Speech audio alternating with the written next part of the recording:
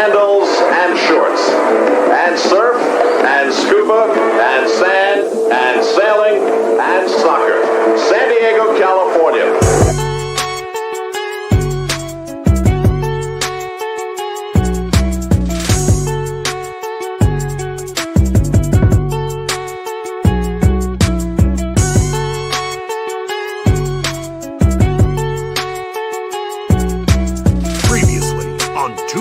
And a mic.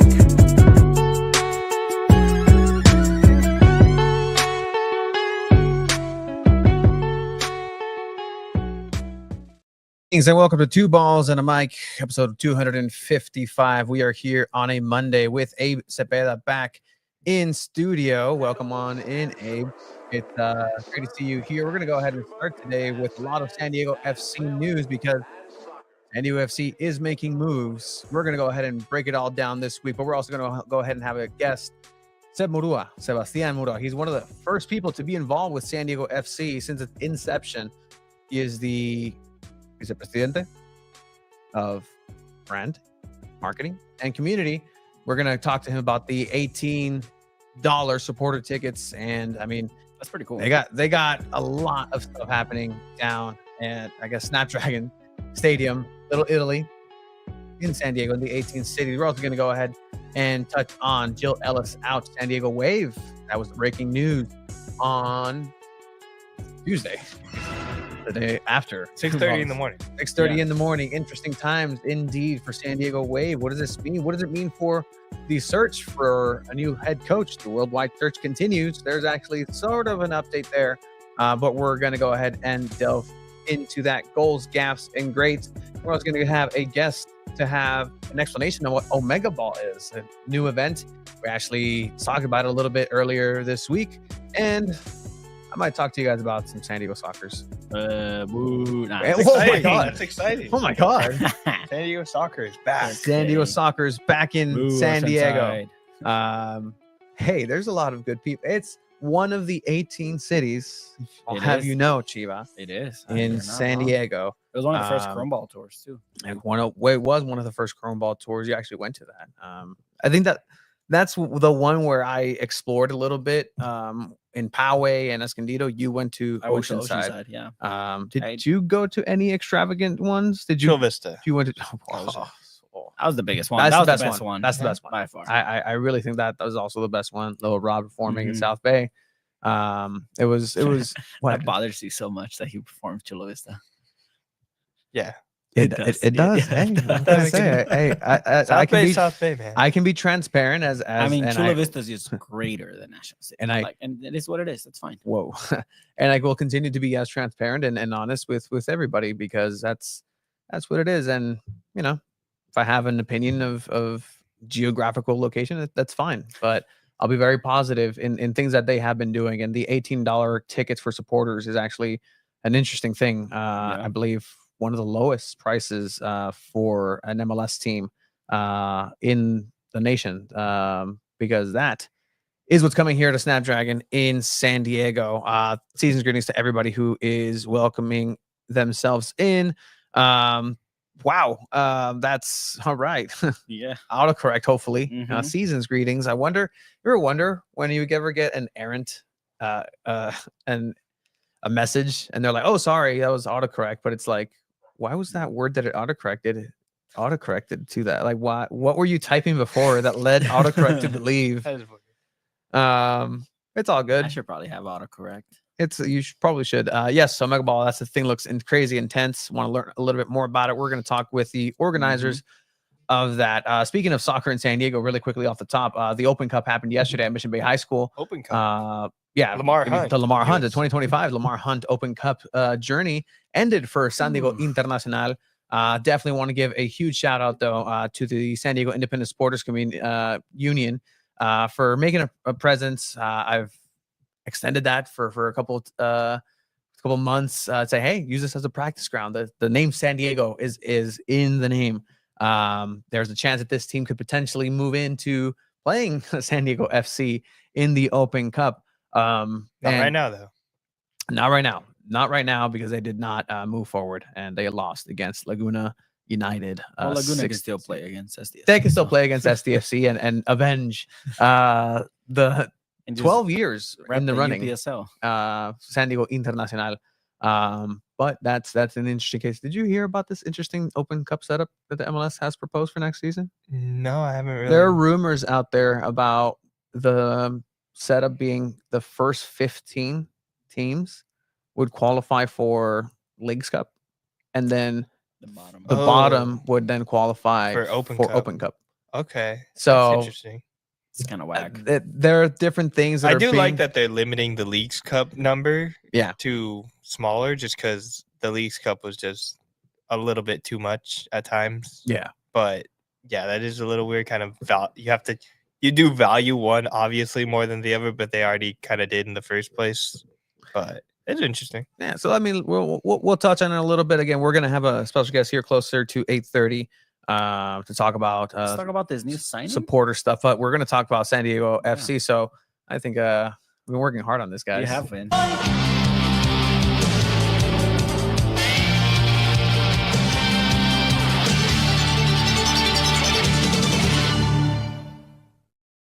This Yo soy el is- Guti a tu Chucky.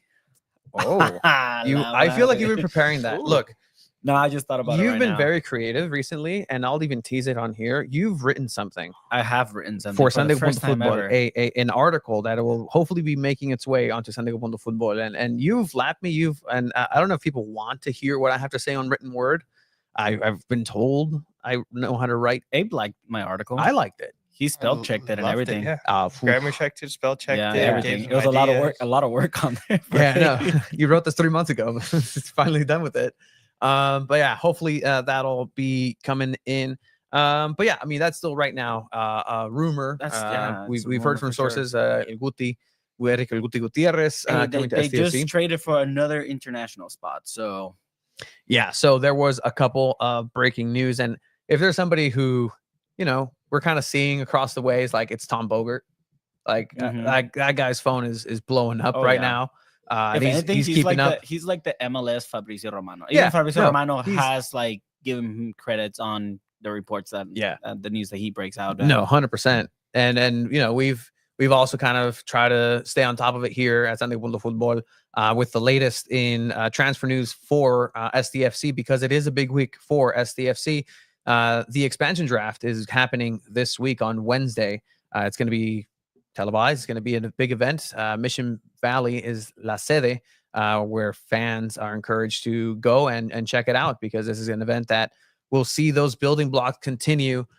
Speaking of, San Diego FC acquired Colombian forward Tomas Angel from LAFC, was the news that broke earlier today.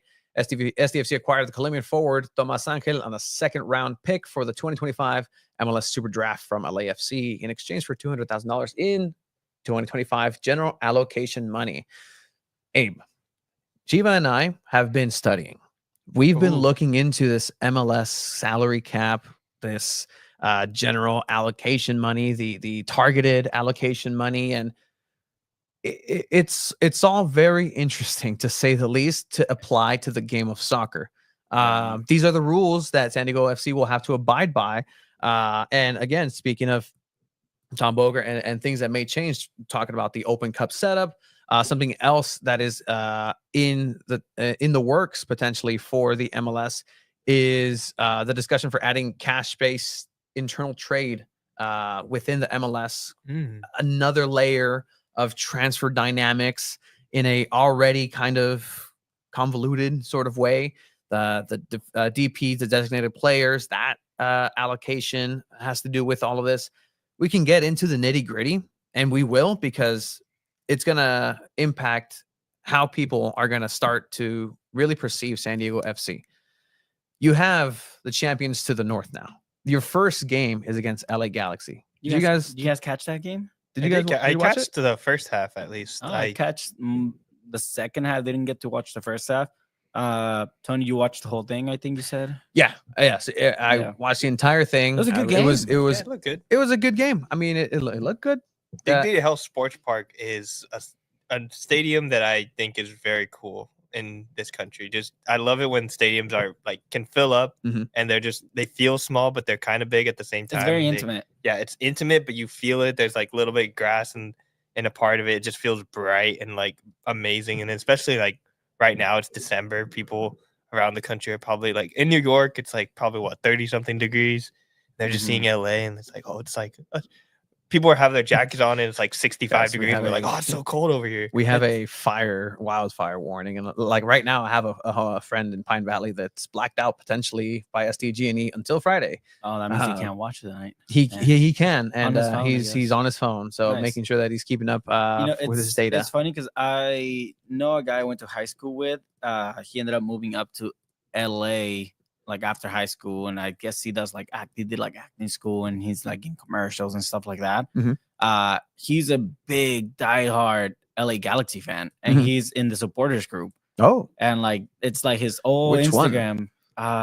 Because no, and I'm saying like the Angel- one on the right side on the left Angel City side. Brigade, Yeah, I think he's called. in that one, Yeah, I yeah. think. And I Not mean, to be confused with the team Angel City. They Yeah. existed before. Yes. yeah, so he's Correct. in that. So I was like, oh man, I sent him a message, and I was like, hey, dude, like, congrats, that's pretty cool. Like, SDFC, you gonna check him out? He's just, I mean, I'm LA. He lives in LA, so he's all LA now. I'm like, okay, cool. Like it's pretty cool. Did you guys Congrats on the championship. find it interesting that Marco Royce finally won his first league title with LAFC? His first Excuse me, ever with the league Galaxy? title. His first ever league title. That's amazing.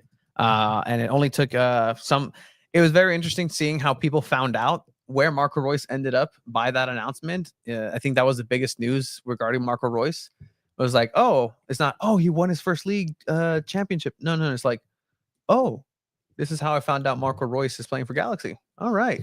Sick. Another honorable mention is former San Diego Loyal striker Miguel Berry with the connection, also now MLS champion. For what it's worth, he's traveled through Columbus. He's now in LA potentially. I mean, if the shoe fits at this point, why not potentially look that direction if you're San Diego FC and building for it. But overall, it was a good thing to see and to really take in the best of what MLS has to offer. This, in theory, should be the best packaged, looks, sounds like this is the Super Bowl, the big game for the MLS. So in those regards, do you think the product looks good? Is it a premium product which you guys consumed? Yeah. The gameplay, it was Fast and Furious for LA Galaxy in the beginning, getting 2 goals. It looked like a runaway game. How did you guys take this game? Many corner kicks too. But it was overall a great game. I think Galaxy is one of the more historically great teams in the MLS. So as long as like they're doing good, I think it's good for the league. When those top premier teams in a league are like at their best, I think it just uplifts the whole league. We kind of saw it in baseball last year with the Dodgers and Yankees, and I think the Galaxy can be considered one of those teams, and to kind of run the gauntlet in the West is impressive. And then like LAFC, it was expected to kind of just destroy them. Galaxy last year were like in complete disarray. They had to the fans were boycotting at the beginning of the season, if you remember correctly. So if anything, this is like partly the fans doing to build this kind of organization. Like you're having to oust the previous CEO and Chris Klein, I believe his name is, and then you get new leadership in, and then they just are able to just invest all this money and then win a championship. It's pretty cool story in sports, I think, that they were able to win it. Absolutely. You were talking about it. We were doing kind of like a bit of research, right? And just trying to know the rules about MLS with allocation money and all that. With that, I mean, the cool thing about it is that most of the teams have the same amount of budget to kind of spread out with the players. And the idea behind that is that you don't have one team just outshining every other team. It stays very competitive, right? So I think it's only happened 3 times where it's been like back-to-back championships for teams. There's been a certain number of different champions. I think like 16 teams have been champions of the MLS Cup. So, I mean, it's a very competitive league, like where you don't have the same champion like over and over. Like, overseas, you have Man City or Liverpool. You have Bayern Munich winning the German league all the time. You have Barca, Madrid, Atletico always fighting for the title. So it's always very different, which is kind of like that. It's like a fresher breath of air in a way. Did I say that right? Breath of fresh. Breath of You fresh said air. fresh. Yeah, I said that. Ya me voy a callar. I'm just laying witness to somebody who witnessed Shiva, and you know what? I'll lay back on those. We're going to see a $785 million contract in the MLS, something that just happened in Messi. yeah. I mean, how much is Messi getting paid? Probably around that 785. See, the rules don't apply, and No, that's Messi's not getting paid that much. In total with all like the sales of like streaming and all that show the stuff, shares, the shares in the league, all that the too. potential deals, like Juan Mata. Like I'm convinced that Juan Mata is going to own a team or something, or be involved, like beyond like to allude to David Beckham. He already does. I know, but like to allude to like a David Beckham with his announcement, he'll could get be the indicative 31st expansion team or something. I thought Don Garber said that there's not going to be an expansion team. Don Garber says a lot of things. They said they'll go to 32. I think most leagues are okay with reaching 32.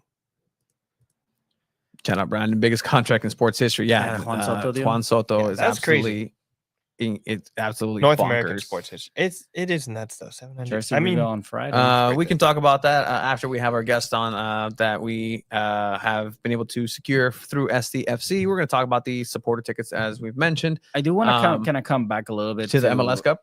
To the MLS Cup for Absolutely. sure. I mean, just with LA Galaxy, I mean, winning it, like you said, 6th title. There, when you think MLS, you think LA Galaxy. I mean, the MVP award, it's named after Landon Donovan, who's a legend at Galaxy. he was by there. the way, Messi won the MVP, which again, a lot of people are not happy about that. That's super weird. I think it's okay. Messi was the best player. No, obviously, he didn't play as many games as some others, but I mean, literally, he's the best valued player. So, Yeah, he's literally the best speaking, he is the player. most valuable. I just find we it all funny. agree. We all agree that it's a marketing move. I too, do right? find it funny though that Lionel Messi wins a prestigious award named after Landon Donovan. Pretty funny. That is pretty cool. Like where in his vitrina does he put that? You know, It's like next to World the Balón de Cup. Oro. He's like next to Balón the de- 7 Balón de Oro. What are you talking about? man of the match for like Copa Libertadores. Like I don't even know. in my head, he's like the never won that. He's tables, never won that. there's all the tables Bro. have the little trophies that are just holding it up as legs. So like the whole shelf is just being held up by like the Landon Donovan MVP. So it's award. like a Game of Thrones throne a of little it swords, does- but yeah, just okay, like that's a good. just I the like that, yeah. melted, just and the ones that are melted are just like all right, Landon Donovan. Here you go. It's my drinking cup for. It's not shaped like Landon, right? It's just Look, I'm very new to watching MLS or even getting involved with MLS, and I think Tony, you're kind of on the same boat as me there. But we're gonna learn as we're going with SDFC. As I was watching this final, there were times where I saw some passes or anything, and I was like, "That's right, it's MLS." You see the same thing in Liga MX where you're like, "Dude, this play happened. Like this is pro soccer. Are you kidding me?" Mhm. The funniest thing happened at the end when LA Galaxy thought the ref blew the whistle. Oh. Everyone thought the ref blew the whistle. They started rushing the field, celebrating, and ref says, "Hold on, it's not time yet." And TV cameras have to get off the field and everything. I don't know. How does this happen in an MLS Cup final or just in a like big professional setting final? I mean, it was funny. We see it happen a lot in college football. The It's band not, is on the field. it's not that hard for it to happen when you really think about like how many people are in the stadium. with I mean, whistles. Just it's amazing when you really think about how like respectful people technically are, because like if they wanted to, 18,000 people could all rush the field and no one could do anything about it. That's why it happens at college stadiums, because it's like, okay, these are students that are excited, they won a game, they don't really care, everyone's gonna rush the field, they can't really do anything about it. If they wanted to, people could rush the field at every single stadium and no one would be able to So stop cool them. when in England, like 3rd division, 2nd division teams get promoted to like a higher league and the fans just rush the field. It's so cool. I mean, Yeah. it is dangerous. They're not gonna allow that in a professional sports setting, but I mean, yeah, congrats to LA Galaxy winning the MLS Cup. And I mean, that is gonna be. did you see what the captain said in the press conference after? He said, a lot of us in the locker room are a little upset because we're the MLS champions, but we're not gonna get to go to the Club World Cup. Yeah.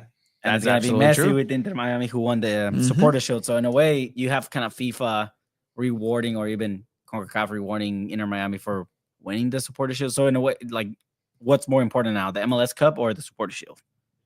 I think Casey Stoney and a lot of other people would tell you the Supporters Shield is the most important thing. It's the championship. It's all this stuff. But we don't care about that in America, man. All right? We want a tournament to see who's the best, okay? You can have all your regular season all you want. But I want to see this, like, single elimination tournament. I don't want any of these 3-game match postseasons either. Like, they were so dumb. Can we all agree on that?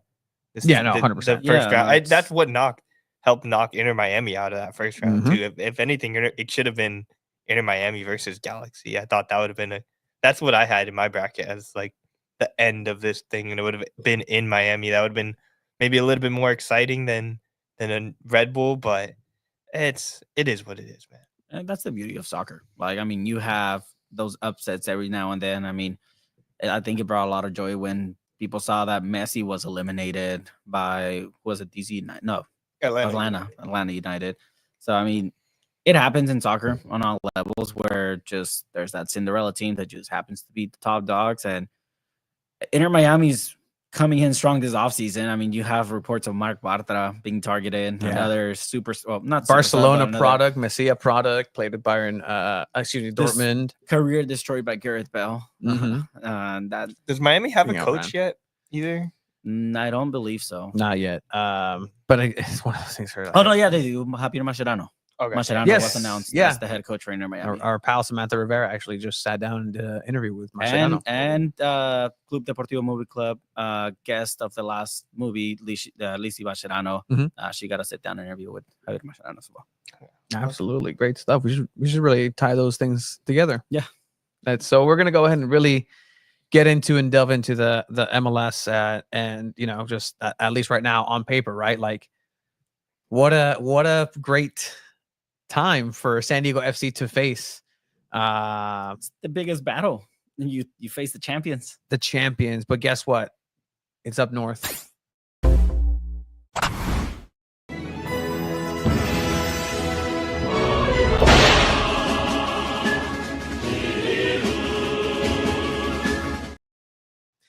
San Diego FC will be facing MLS Cup champions just like LA seeing your Galaxy, who reaction, were Dave. undefeated at home, by the way, this season. Yes, they were.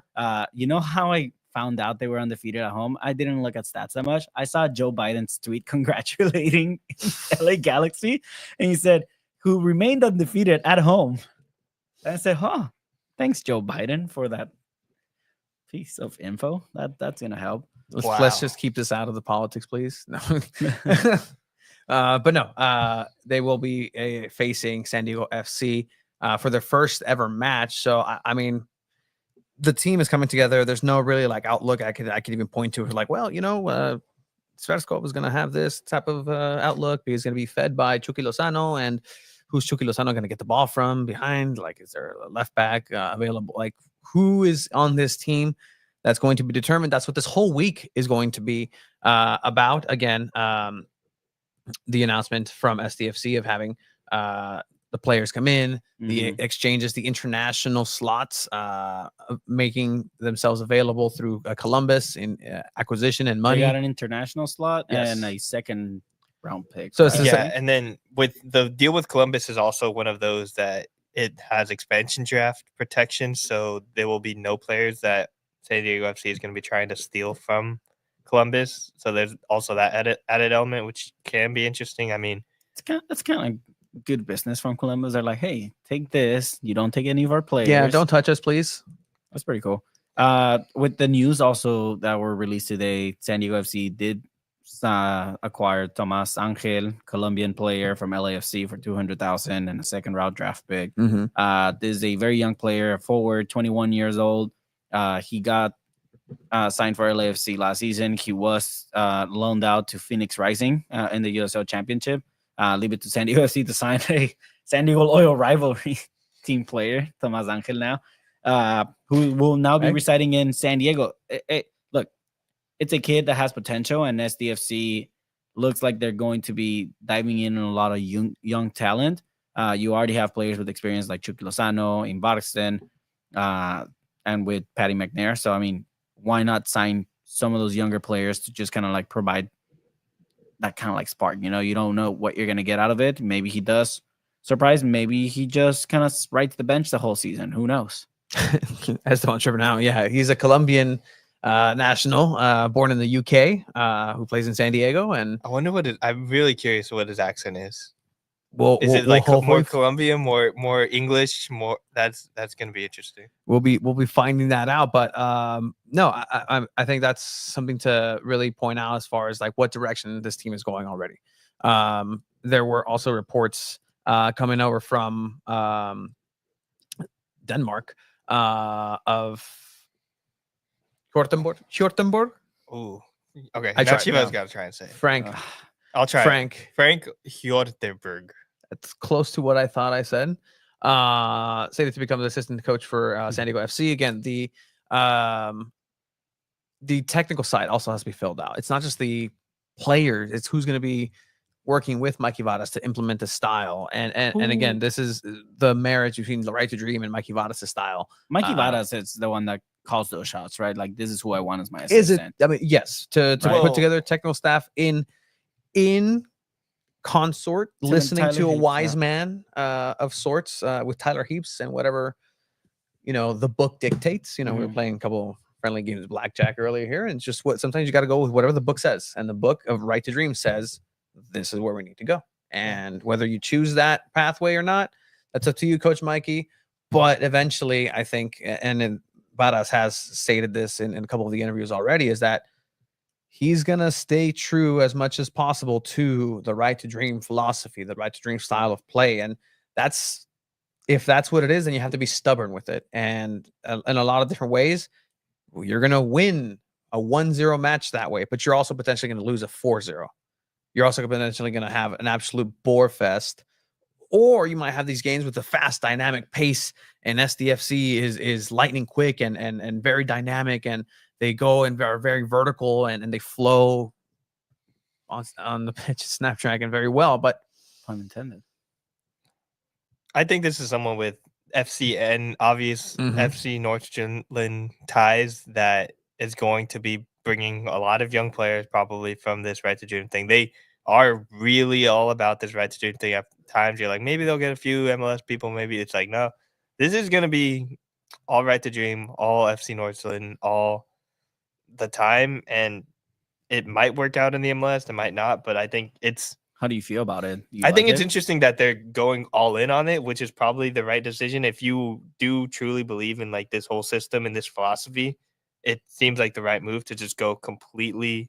Like, you got to hire all the people that work there. You got to bring players from there. You got to send your young players like Duran Free and then any of these new players you signed to Nordstrand just to learn this whole system. Just it's as to build something. You're not really building anything, honestly, if you're just taking from this whole Right to Dream network and just implementing it here, honestly. Yeah, no, I mean, again, it can change the game here at the States with the whole Right to Dream idea and just play style. So we'll see what happens. You know what I have noticed is a lot of teams. I mean, I kind of saw it in the MLS Cup final, and I mean, I saw it in the Cruz Azul America game in the semifinal.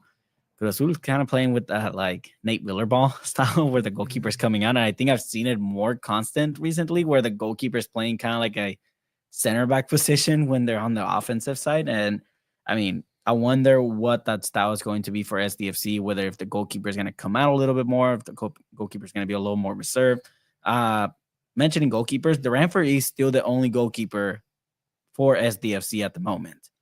I don't know if we'll see another goalkeeper in the expansion draft, which I'm assuming there has to be a goalkeeper picked up in the expansion draft if you want someone with experience. But I mean, clock is ticking, and Duran Free is still the only goalkeeper. As of now, he's the starter. Yeah, I would expect him to be the backup goalkeeper, maybe even the backup to the backup. And the expansion draft is probably the place that you would most likely see a goalkeeper get picked up.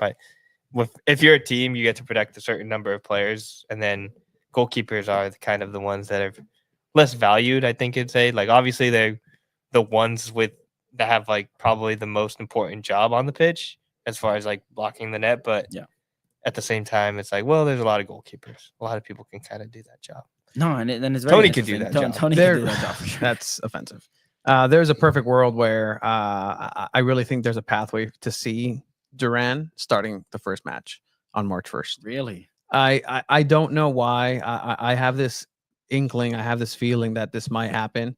But I'm not really too hopeful, but I would really like that, because at the end of the day, like, if you're really about it and you have the ability to have that at first, right? Like, you have it first against Galaxy, against the champion, and you really have a chance to field the team that's competitive with some veterans and say, hey, let's see what we have out there.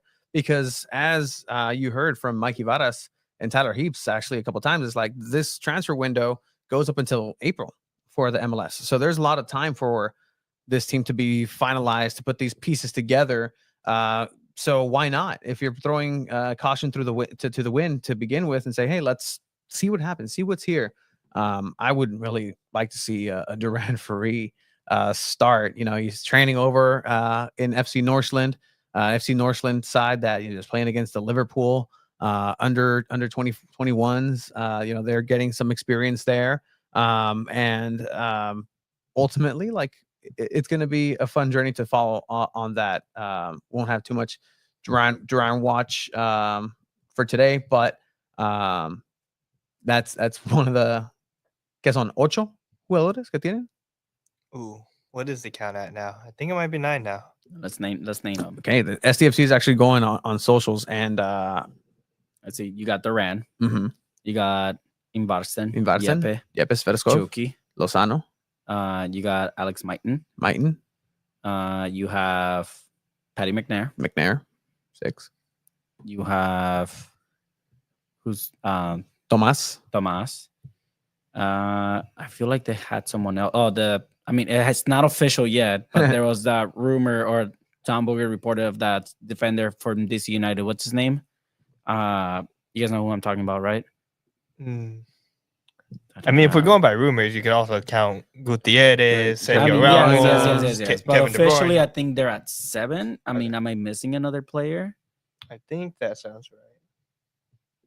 Let us know in the chat. Let us know You if you guys guys- have been all about it today. I love that. We've seen a lot of familiar names. A lot of interactions here as I try to sort this out here. Our guest is stuck at the office down at SDFC.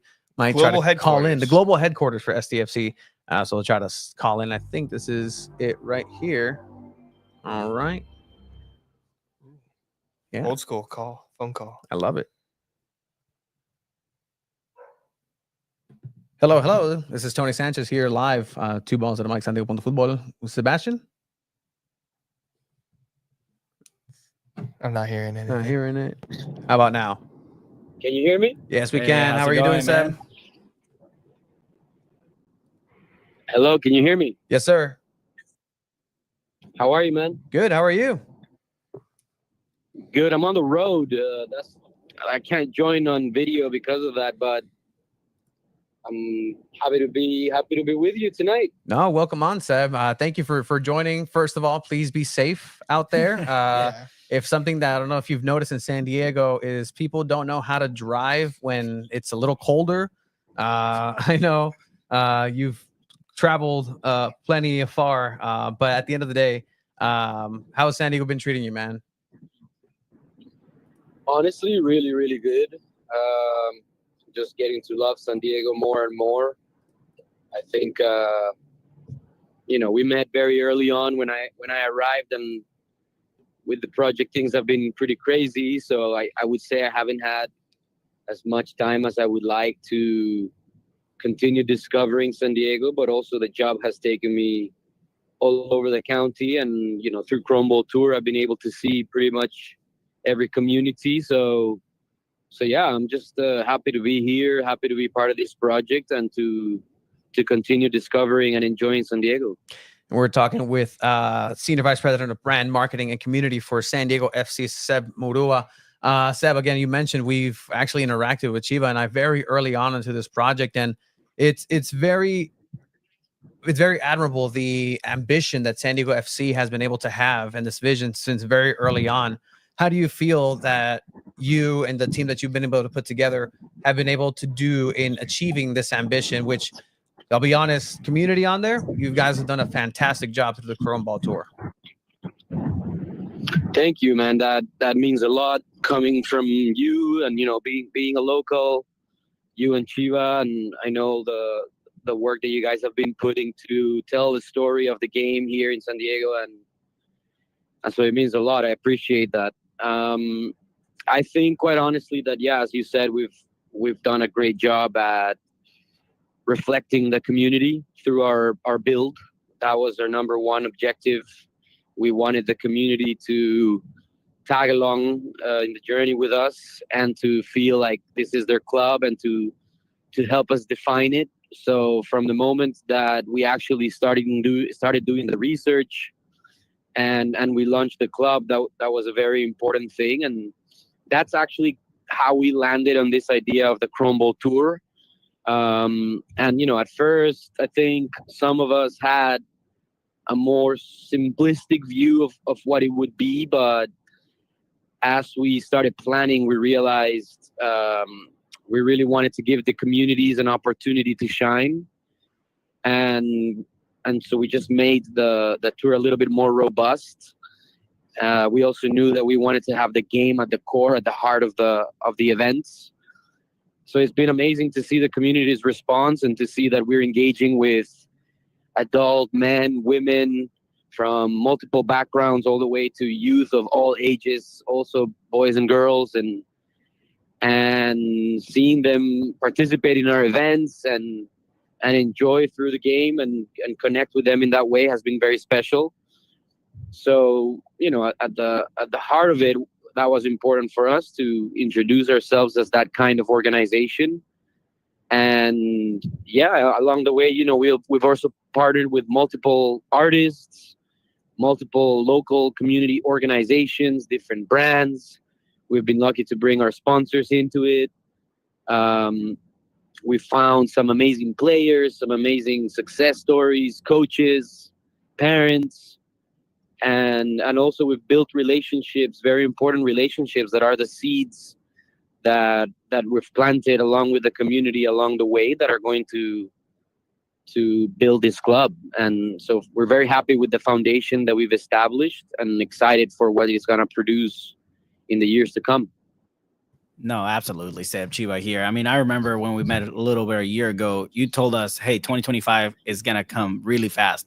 It's right around the corner, Seb. I know it's a busy week for the club with the expansion draft on Wednesday, the jersey kit reveal on Friday, and just the weekend events with the last Chrome Ball Tour as well. How are you feeling right now where the season's literally about to start in just a few months? We are very excited. As you can imagine, we're overwhelmed right now with the amount of work, but it's very exciting work. I think we have a team of people that are extremely passionate about the game, about San Diego, about how different this project is, and everything that Right to Dream brings into the mix. More importantly, we're excited about becoming a real club now. We've announced a few players. We're now going to announce our jersey, which is like our nuestra piel, and we're gonna announce a bunch of new players now with the draft, and that's going to culminate with the announcement of our schedule. So we're gonna end the year, and everybody's gonna be able to understand what next year is gonna look like, how we're gonna show up on the pitch, get a better idea on the squad, on the formation. Super excited to have Tyler, Mikey, and team at the expansion draft show, and they're going to be doing an exclusive sort of Q&A for those that are going to be on site. Overall, extremely excited. We all want to get it right. We want San Diego to be proud of this club, and the community aspect was sort of the first pillar of that foundation. Obviously, the supporters is a huge part of the project being a success and building something authentic to San Diego. And now we have this football element coming in that everybody has been waiting for, and we couldn't be more excited. I gotta ask. The jersey comes out on Friday. I'm assuming you've seen it. Do you like it? No, no la he visto. Do you like the jersey? Do you feel like the community, the fans are gonna love it? I love it, and I think the fans are gonna love it too. You know, we did our jersey inspired in the story of our club, of our brand, of our crests, and we also wanted it to be something that every San Diegan would feel like they could wear. And I think also in partnership with Adidas and the team at the league level, understanding the lessons that the other 29 clubs have learned for their first ever jersey, and how we were to apply those. You know, that was a very interesting process. And I think we landed in a really strong, clean, elegant, unique jersey that we think people are going to want to wear, and that I also think is going to make us look, you know, pretty badass on the pitch with a twist. So yeah, I like it, and you know, we're super excited to release it, and we hope that everybody's going to love it. Hey, Zeb, Abraham here with Tony Chiva. One of the main people that are going to be wearing that jersey is the San Diego supporters and that independent supporters union. And we hear about this new supporters ticket. Could you tell us a little bit more about that? What the supporters season ticket is, and how people can get involved in that? Yeah, 100%. Thank you for asking. As I mentioned, supporter culture is unique to the game, to football. And supporter culture, as we think about it, right, and as we define it, is unique to football. And that has been one of the most exciting parts of my responsibility at San Diego FC, to partner with supporter group leaders and to build this movement that is going to be an expression of San Diego's passion and diversity, and that's going to be the heartbeat of the matchday experience. And we've had ups and downs in the process. You know, you guys know about the naming moment that we had, and we were fortunate to be able to bring all our thoughts to the table, and in the end we finally managed to get on the same page. I think the supported season tickets are something that we rolled out December 3rd, and that we were super excited to deliver a request that the supporter leadership made to us. And that was an $18 prize season ticket, $18 per match. At first we thought, from a value perspective, could that be perceived as low? But then it's a low barrier of entry, and we want that section to be packed and to be, loud every single match. And so, yeah, after analyzing it, and for the club, it meant sacrifices on the revenue side, and at the same time, we felt that was a very good investment, and something that we wanted the supporter leadership to feel that they were listened and that we understood where they were coming from. So it took a while, just because big decisions like that can take time, but we also had to wait until we had a more official and formalized independent supporters union that gave us the confidence as well that they were going to protect that ticket and that price, because we're only rolling it out for 18 days. So from December 3rd to December 21st, the $18 per game pricing is going to be available to everybody who joins the San Diego Independent Supporters Union, SDISU. They can find all the information on sdisu.org. You become a member of the union, and that makes you eligible to access the $18 per match, which amounts to a price of $378 for a full season. And we're not only offering that for the first year, we're also offering that for the second year.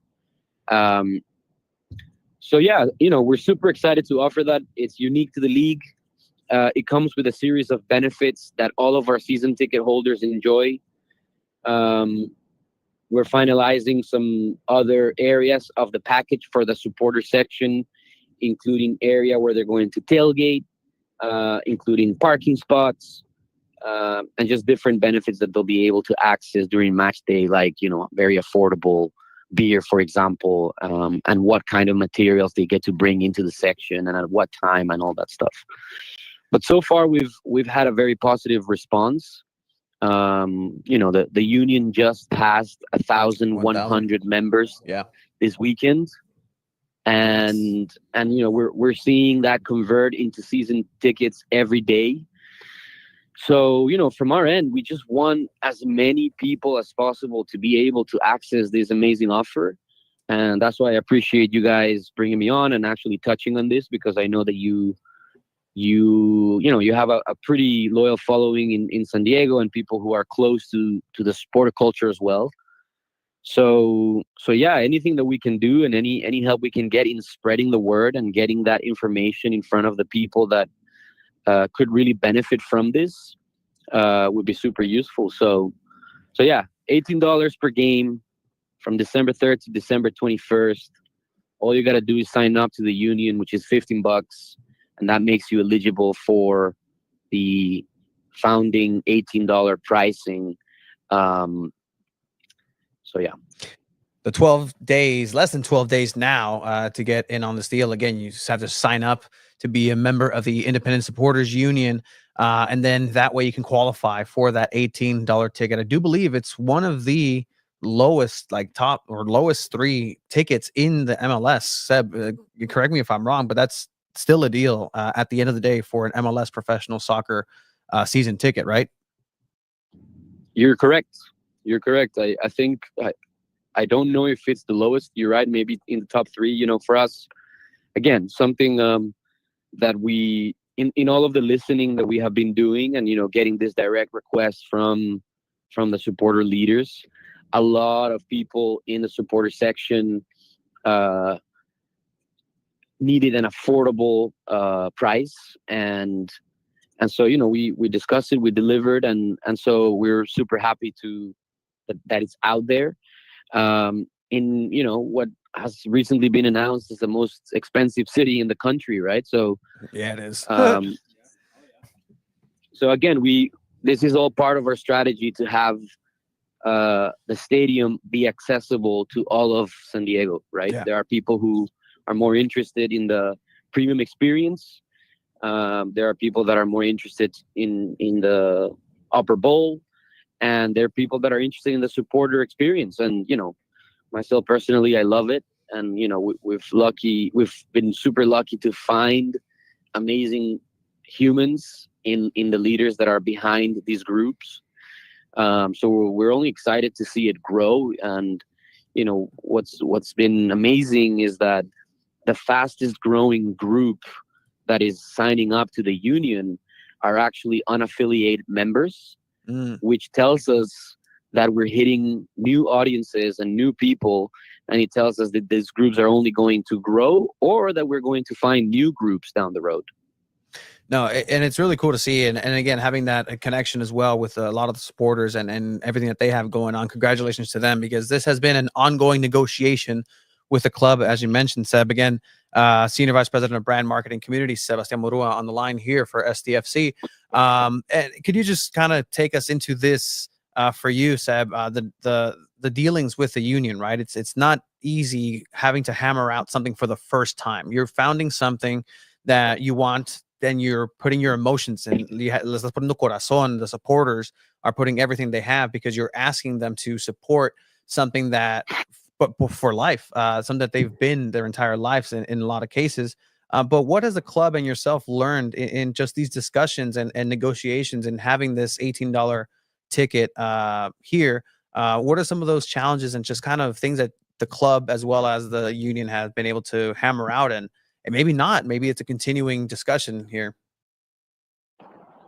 I mean, I think the main challenge can be summarized with the fact that it is a very diverse group of people that are working together, most of them for the first time, and in a new project that they're all extremely passionate about, So it can sometimes be a little bit of a double-edged sword, right? Like that same passion is what's driving the growth of the movement.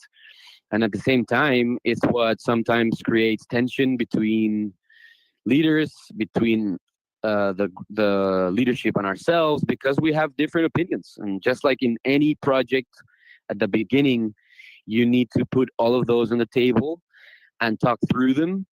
And as I mentioned, we have found a group of people who really want to do that, and I think another big challenge is just time. We just don't have enough time to reach everyone quickly and to build this with the speed that we would love, that we know that the people that would relate to supporter culture are there in San Diego. And we've been doing a lot of different efforts, anything from like talking about it online through our social media, to email, to going out in the streets and parks and different leagues and pickups and like spreading the word. And it just takes time. And we're starting to play in I think 75 days it is now, or something like that. And so, if we could have a little bit more time, and then to your point in terms of these individuals doing it out of pure passion, that's something else that stresses a little bit on their side, right? These are all household leaders. They're fathers, they're husbands, they have jobs. So we have been doing everything that we can to support them and to provide a platform. So as you guys probably know, we have been hosting them in our offices. At some point we were having monthly meetings. Those increased to bi-weekly meetings. We meet online. We had a Discord channel. We have WhatsApp groups. We're really on it, and they're really on it as well. And again, a lot of these individuals have very interesting backgrounds that are also super valuable for us. These are people who are working in schools, in different companies. They have a financial background or a legal background, or they've built supporter groups in the past, and they know how to manage people. And so I think the challenge is that there's something new, and that we have very big ambitions. We want it to be the best supporter section in the country. And the good thing is that we're all aligned on that. And that's what we're working towards.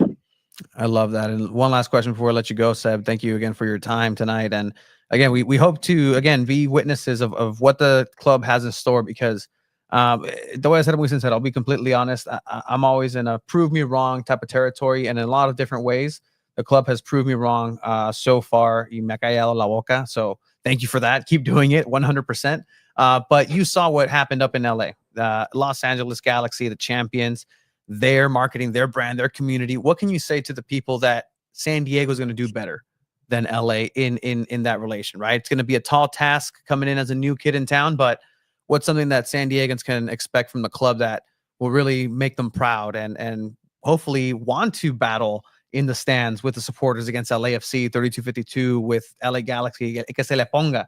Van a estar listos aquí en San Diego. Sí, claro.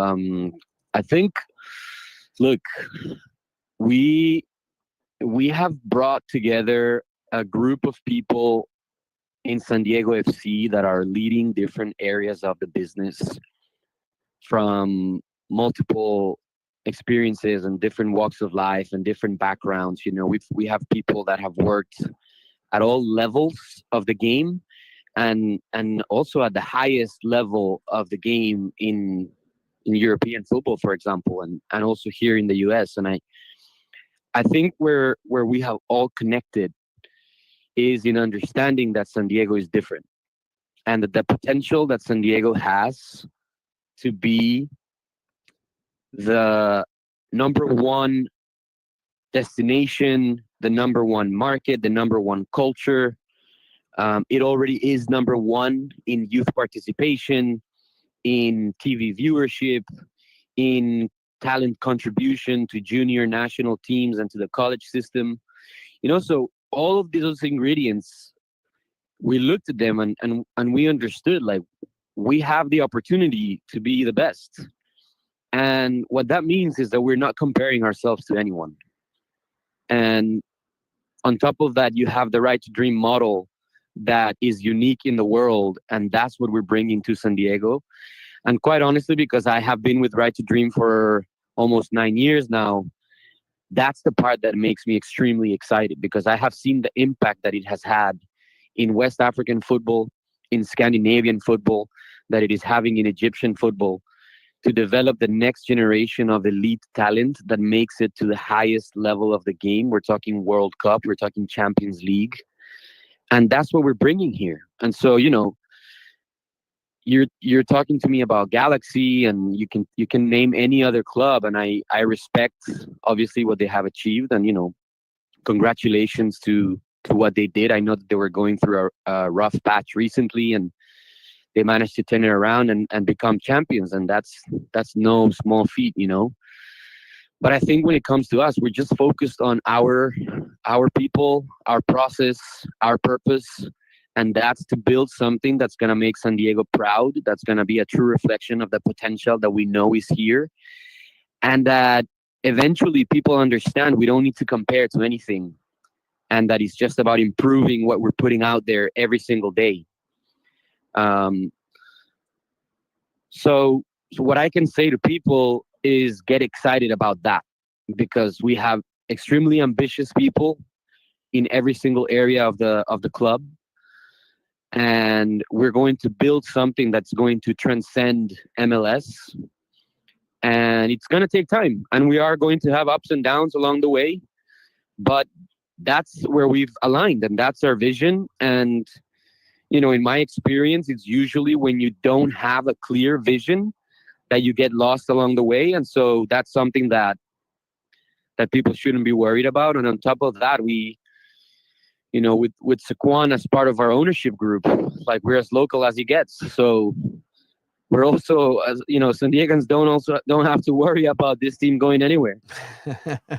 Absolutely. And it's the start of something that hasn't been here. The MLS in San Diego starting officially in San Diego March 1st against St. Louis City. It's going to be the first matchup there. Still 11 days and a couple of hours left to get your $18 supporter tickets. Sign up for the Independent Supporters Union and get in on that. Some great people involved. You can join one of the supporter groups within the union, the one that speaks a little bit more to you, however that may be. But either way, represent San Diego.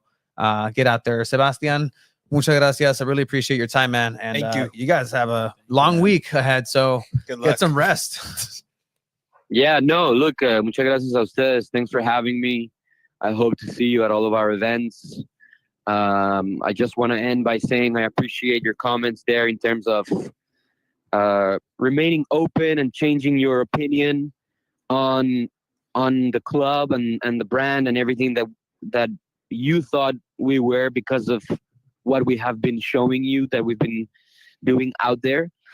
And again, to answer your last question, like, that's what it is.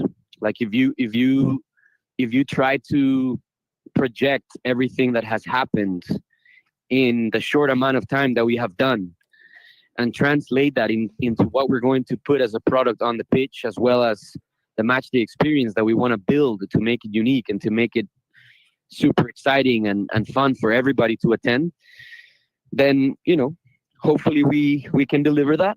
And so yeah, just wanted to say thanks. I appreciate those comments, and look forward to seeing you guys out there and to continue working together. Absolutely love that. Yeah. Hopefully you got to your destination safe, Seb. Get some rest, and we'll be seeing you later on this week. Thank you from everybody here at San Diego Football. Thank you guys. Have a good night. You too. Have a good night, man. Bye-bye. Portable soccer is great. $18. Great deal. That is a really good deal. At the end of the day, like, that's excellent. And again, congratulations to the Independent Supporters Union for working through that. Again, there's trials and tribulations, and sometimes there are more tribulations than trials. And at the end of the day, it's difficult to start something from scratch and really to have the engagement to start it off the ground is not easy. So it's not an easy task. Thank you again. That's Senior Vice President of Brand Marketing Community, Sebastian Murua. You good? Yeah. I'm excited. Good? Fun. That was good. I It mean, fun. yeah, no, that was Yeah. good. We got a lot. There's a lot of it's just him reminding me of all the stuff that's happening this weekend. It's like, oh my gosh. No, I I completely always forgot the last Chromeball tour is this Sunday, right? yes, and Uh-oh. we potentially may have a table again. Let me know as soon as you can. Well, Yeah. hopefully the club lets us know as soon as they can. Yeah. You know, they actually took one of my chairs from the Kimball Park event. They took one of my chairs from my home. It looks exactly like the ones that they had. It's just a little bit dirtier, and that's what I told them. Like, hey guys, you guys took my You chair. should just take one of the newer ones next time. Yeah. I shouldn't have said that alive. He won't steal Um, anything. We don't steal. We here at don't San Diego steal Football. here. We do not condone. Me and Chia don't steal. All right. We will come back, Borrow. and I really appreciate everybody's engagement here in the chat. We'll definitely come back because it's a very juicy, meaty subject, especially this week with everything that San Diego FC has going on. And we're going to continue talking about what's happening because we're going to be there for a lot of these events, and we're going to talk to head coach Mikey Varas as well coming up. Hopefully, get our boy Tyler on and be like, "Hey, ¿qué pedo? ¿Qué show? Lindsay? No, coming down San Diego? No, we can't ask him that. We'll ask Lindsay that. But in any case, we also have a segment here where we talk to the community and we try to go ahead and highlight what's happening and amplify here in San Diego. This is San Diego Punto Football. We talk about soccer in every single level. We've done ISFA Street World Cups. We've talked with just people coming down together to put leagues, practice together for veterans. Like just every single level. Different styles of soccer have we seen throughout this It's tournament? a lot We've of seen indoor, outdoor, futsal, yes, just street with ISFA. That's so much, and there's a new one. And we will definitely start off on the other side of our community segment, Zarape de San Diego, in a bit, especially talking about those potential leaks of what the uniform and kit for SDFC may look like or not. So with that, we're going to go ahead and talk and go into our Zarape de San Diego segment.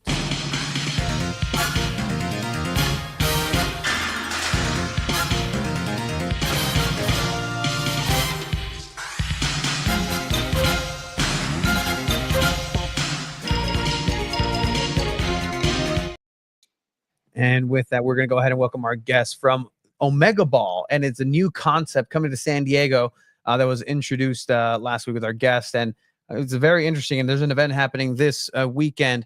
With that, we're going to go ahead and welcome the great, powerful Anthony Dittman. How are you, sir? I'm fantastic. Thank you. Thank you. Thank you for holding on here. We're speaking with some SDFC. I know you enjoyed some of that tail end of that, but soccer is vibrant here in San Diego. You are involved and pretty heavily involved with Omega Ball, a new way to look at soccer here coming up. Could you tell us a little bit of what Omega Ball is, first of all? Sure. I mean, at its core, it's 3-team soccer. So it's on a round field. The pitch is half the size of a traditional soccer field. So you can geographically get 2 Omega Ball pitches within one traditional soccer pitch. 5v5v5. So you've got 5 players on each team, including the goalkeeper. It's 10 times more scoring than traditional soccer. There's no throw-ins. It's all edge kicks, which is similar to a corner kick or goal kicks, and the ball just comes back in like basketball. So it's constantly in motion for the 1 hour of play. It's 3 13-minute periods, and it just creates an opportunity for a lot more dynamic play immediately right out of the gate. There's no offensive and defensive positions. Everyone plays both, the 4 players in the field, and it's about fun, it's about scoring, and it just creates a lot of dynamics, and it allows you to think about the game a little bit less linear than traditional soccer. It's more circular and dynamic. And the big thing, and this is actually the catalyst for the game from the very beginning when I conceptualized it, was to get rid of offsides. So there's no offsides in the game, and that's what that getting rid of it spawned this entire the entire game, which you guys have been involved with football your whole lives. I don't know whether they call it soccer or football on the show, but it's you're probably familiar with a drill that was similar to this. I was unfamiliar with the drill, when I spawned the idea. It was just, how do we get rid of offsides? I drew the field in a circle, but I kept the goal at the top and the bottom of the circle, the goals. And when I was running through it on paper, it didn't change the flow of the game. It was still north to south, keeping that linear nature of the game, which I was trying to come up with a circular play. So it's like, oh, if you add a third goal, that's going to create that circular play, trying to get rid of offsides that I was trying to achieve. So there is an event happening here in San Diego, Chiva. Yeah, and I kind of want to dive in on that. Tell us a little bit about this tournament. It's December 13th and 14th here in San Diego. What should we expect out of this tournament? I mean, how excited are you? Yeah, we're really excited since it spawned here. I went to San Diego State. My traditional event company, my day job is based here. We've done events in Southern California, up in LA, and in Orange County. We've done events in South Carolina as part of an annual ESPN2 show. We've been on FS2 and ESPN2 since 2022 when we debuted. But to be here and be part of the home market and be part of the community is really special to us from the San Diego perspective. And I just want to mention, we also want to be additive to the soccer community, right? We're not trying to cannibalize soccer. We're a new sport. It's interesting when we engage with traditionalists, whether they like it or dislike it. A lot of them do like it, which is great. Paul Caligiuri showed up at our first event in Irvine, just randomly on the sideline, and he's been a great ambassador for us. Since we debuted in 2022, we have official partnerships with organizations in Spain, Uruguay, the Caribbean, Nigeria. So we're already being played on 5 continents. So it really is catching fire. So we're very proud to sit here in our home city. I love that. So, I mean, I'm just curious. I'm trying to understand it. I kind of want to play now. So I say I'm in one team, Tony's in one team, Abe's in the other team. I can go to either one of their goals and shoot at whichever one, and then vice versa, right? Like it's just a free for all. Yeah, you defend your own goal and you can score on the other 2. And like I said, we rotate every period. 3 periods rotate clockwise, and it fits perfectly into 1 hour of television, which is also great. It's pickleball kind of spawned out of tennis. Pickleball's fun to play, but not fun to watch. Omega Ball is fun to play, and it is fun to watch. Hey, some respect to some goalkeepers too, because as you a saw lot. right there, it's a great goal from a goalkeeper. And at the end of the day, it's absolute chaos. I bet if you're a goalkeeper, this is like so much more fun too. 'Cause, like so much in soccer when you're just watching the goalkeeper like doesn't even touch the ball the whole game, or they get like maybe one chance, but the ball's just coming at them constantly. This is awesome. Anthony, what have you seen? Sorry, what have you seen in the games that you watch? What's the best strategy that you've seen teams use, like formations or anything, like just kind of like having one defender close to the goalkeeper, an attacking player on both goals? Like what's that strategy like? Yeah, it's interesting. When it really is like soccer, the transition from for a soccer player to leave soccer and go into Omega Ball. It's like a 5-minute orientation and they're ready to go. Ultimately, you're just trying to put the ball in the back of the net, right? A lot of the same fouls and penalties, all those rules are the same. As it relates to strategy, it's so interesting to see after the first game. You could just see like the guys walk off the field with a deer in headlights, like, oh my God, so many thoughts are going through their heads on how to conceptualize the game after playing it once. So we've seen several strategies develop out of it, and there's just more components to Omega Ball than traditional soccer because of the 3 teams, right? So how you balance that is really almost unlimited.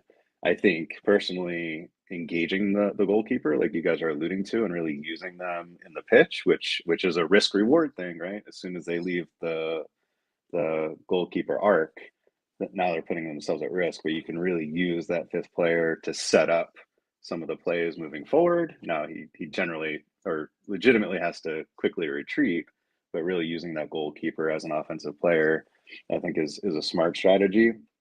Could be risky, but smart. And like you said, we have goalkeeper scoring, but the goalkeeper assist is a whole nother stat that we have a lot of in our sport that makes it exciting. Respect to my goalkeepers out there. I Yeah. really vibe with that. Have you had any professional soccer players reach out to be involved with this format? Playback says like see Naomi Gurma, a great center back here for San Diego Wave FC, play and try to defend this. What's that been like on a mainstream level? Because I mean, it looks fun. Yeah, mainstream, not a ton. We have a lot of XD1 athletes playing, It's a lot of coming. semi-pro, some ex-pro. Ricky Lopez Espin, who's a announcer commentator for ESPN, played in our first match. He's one of our commentators. LAFC commentator Mark Rogandino is also one of our commentators since the beginning, and these guys are such ambassadors for us. So really appreciative of that. But we think it'll happen. We're like on the cusp of really needing some investment to push us along. We can't keep up with all the inquiries domestically and internationally that we're getting to play the game. And we really feel like having a celebrity athlete or soccer player attached to us would really help us along. I love that. And again, it's a very grassroots, and this is something that's great to see. Again, the 13th and 14th at the San Diego State Sports Deck will be the location of this tournament. And any plans for the future? I see Esteban Toscano in the chat. He's like, where are these tournaments played? I know he's very, very heavily involved with soccer locally as well. More future events, probably, and like pick up Omega Ball games. Yeah, we partner with a variety of local organizations around the country and internationally, right? Those are the ones I mentioned. But like Great Lakes Association in Ohio, Michigan area, they're huge. They're part of our network. So we're just looking to expand network with local organizations. So if anyone is involved with an organization or wants to adopt Omega Ball, we're here to help foster that and do that on a more grassroots level. As it relates to these tournaments, like this one this weekend is going to be on Bally's Live, so we'll be in. We just signed the deal this morning, so I don't know how many millions of households it'll be in, but tens of millions of households. It'll be airing live this weekend, and then we plan to do 4 to 6 events next year around the country. But the hot spots for us are the Carolinas, Florida, Arizona, Ohio, and we're trying to do a little bit more in California. Love it. So again, that is December 13th here. You can go ahead and watch this live as well. Get involved, go out, support. And I mean, just like when we were kids during halftime, just get out there and just try to play, if they allow you to do that. And it's a great time out there. Anthony, is there anything else that you want people to know before we let you go for tonight?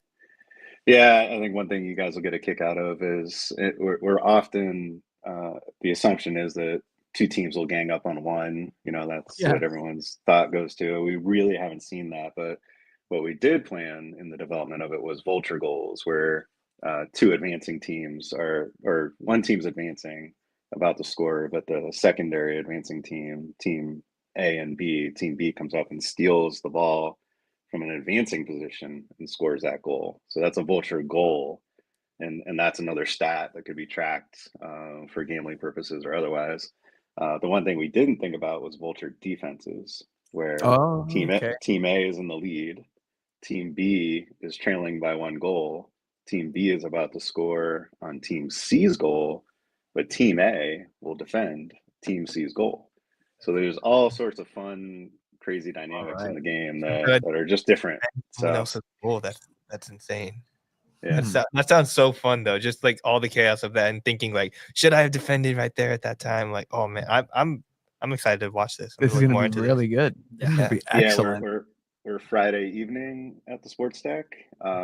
Everything's on omegaball.com, and then all day Saturday. But the semifinals for men's and women start at 2:00, and we'll be having the championships at 6:30 and 7:30 on Saturday night at the Sports Deck. You can check everything out at omegaball.com. All information, rules, everything on there. I'd love to continue this relationship and just keep talking to Omega Ball as it grows. This is fantastic. Jeremy saying how we just end up scoring own goals all game. It's actually pretty. That'd be almost. I'd pay to see that. It's just, somebody's just like, what? That's how it goes, right? Now you didn't think about that. Just a rogue player. Now you have 3 teams defending 1 goal because you got a rogue player scoring own goals. Do you need tickets to watch games? No, it's free. It'll be free at the sports deck.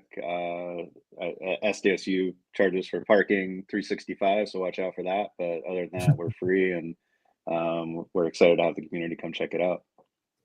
Love that. Thank you once again for joining us, founder of Omega Ball, creator Anthony Dittman. Thank you for joining us, and check it out. It's going to be a lot of fun. Thank you. Have a good Thanks, night. guys. You too. Thanks. Cool. Wow, at least they're not charging $45 for parking like at Snapdragon. Whoa. Hey, that's an attack. No, I want to play. It looks fun. It looks really It looks fun. really fun. It really does. No, that's really cool. And I see the wheels spinning for Esteban and the Baller Crew for a potential Oh, video. 100%. And it's Yeah, just I can like, see that. hey, let's just do that. And I mean, it's really cool too. Like you can play Omega Ball. I'm thinking like mini Omega Ball too. It's like a 1v1, smaller goals, like little pugs. Like again, the concept is fantastic. The rules are there, and people will definitely have fun with that. But And it's just in my head, I'm automatically thinking like, okay, so if I'm on defense, there's another, like the opposite team, they're also trying to defend my goal at the same time. We're like helping each other defend our goal, even though he kind of wants to score at the same time. So it's weird. So you have to find that like little balance between defense and offense at the same time. But then like there are so many times where I would just like, as a defender, I was a center back, I was all right. And you know, you just like that was all right. you're like getting into like beef with people over the course of a game. And you're just like, Your own "Oh, teammates sometimes. your own teammates too," but like that freaking attacker, you're like so annoyed with him. You finally like, and then all of a sudden he's on your side too, and you guys both like help each other out, double up a guy or something. Like that just sounds so fun. I think that I'm a heavy wrestling fan. This is just a triple threat match. Oh, Like this is a triple threat match, no holds barred. Where you know what? Look, there was a match. Sorry, Chiva. Triple H and I Shawn know Michaels exactly what versus you're John talking Cena, about. Yeah. and it was DX. They were a tag team, and they're like, wow, they're gonna gang up on John Cena. The ring bells, ding ding ding, start the match. You see the tag team of DX, HBK, Sweet Chin's music, Triple H, and everybody's like, whoa, what?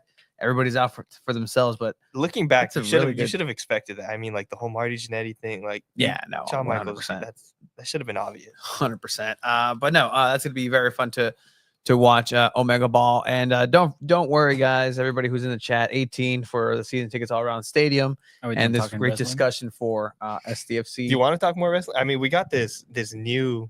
That I wonder if you guys mask could tell me a little bit is more about sick. this. Yeah, no, this mask right here, what Abraham is showing, is a gem. This is a custom San Diego Punto Football luchador mask. Leal _1904. Los compitas los más enmascarados. You can find them part of the union actually for San Diego FC. You know, just I'm not gonna lie. I asked. I had like, hey man, like we have Mike up there. We have this kind of bit where we have mascots, but I've always wanted to have a custom mask in a lot of ways, and this came back, and you know, it's one of the coolest things that I've received. I'm sorry, like Yeah, this is a awesome. custom mask for San Diego Punto Football. They got the logo. They got the logo on there. These beautiful colors, the soccer thing right here, and then oh my gosh. So dubbed because inspired by the great Octagon, legendary luchador, again up there. Now also a Pentagon who wears white, another kind of like a faux, but this is now Octagol. Soy Octagol. He said, "Are you raffling it?" No. This is too cool to raffle. We're sorry Who about said? Edwin, no. this Edwin, is pinche not vato gandalla, raffling. güey. You guys are mad at Edwin because America won this weekend. Leave Edwin Abe, alone. leave the all right? garage. Bye. Absolutely. Remove Abe. Leal 1904. great Arriba, stuff. America. Oh, Did you guys discuss the acquisition of international rosters parts? Who could it be for? We went a little bit into it, but you know, we had back-to-back guests. But all right, let's go back a little bit and Let's kind talk- of let's talk about the digest. kit. Let's digest because some of the comments in the chat had to do a lot with that. Chia, if you want to throw that Yeah. that link up, I'll let you kind of do that. We had mentioned that there was potential images out there already, but this seems like the most up to date one. Where Chiba, tell me what happened. Yeah, so Footy Headlines actually just leaked the kit. We're not 100% positive if this is actually the kit. I don't want ads. So this is exactly what it looks like. You got the little kind of like chrome and the reddish and azul on the sides as well. The DirecTV logo is a little different. Looks like, I don't know if it's chrome on the Adidas lines or it's white, but if this is the home kit, Yeah. how do you guys like it? Do you love it? Do you hate it? Is it meh? We heard elegant right now. We Yeah. heard We just heard Seb say that he thinks that people would love it. I think it's solid. It's an Adidas kit. It's what most MLS jerseys are going to look like.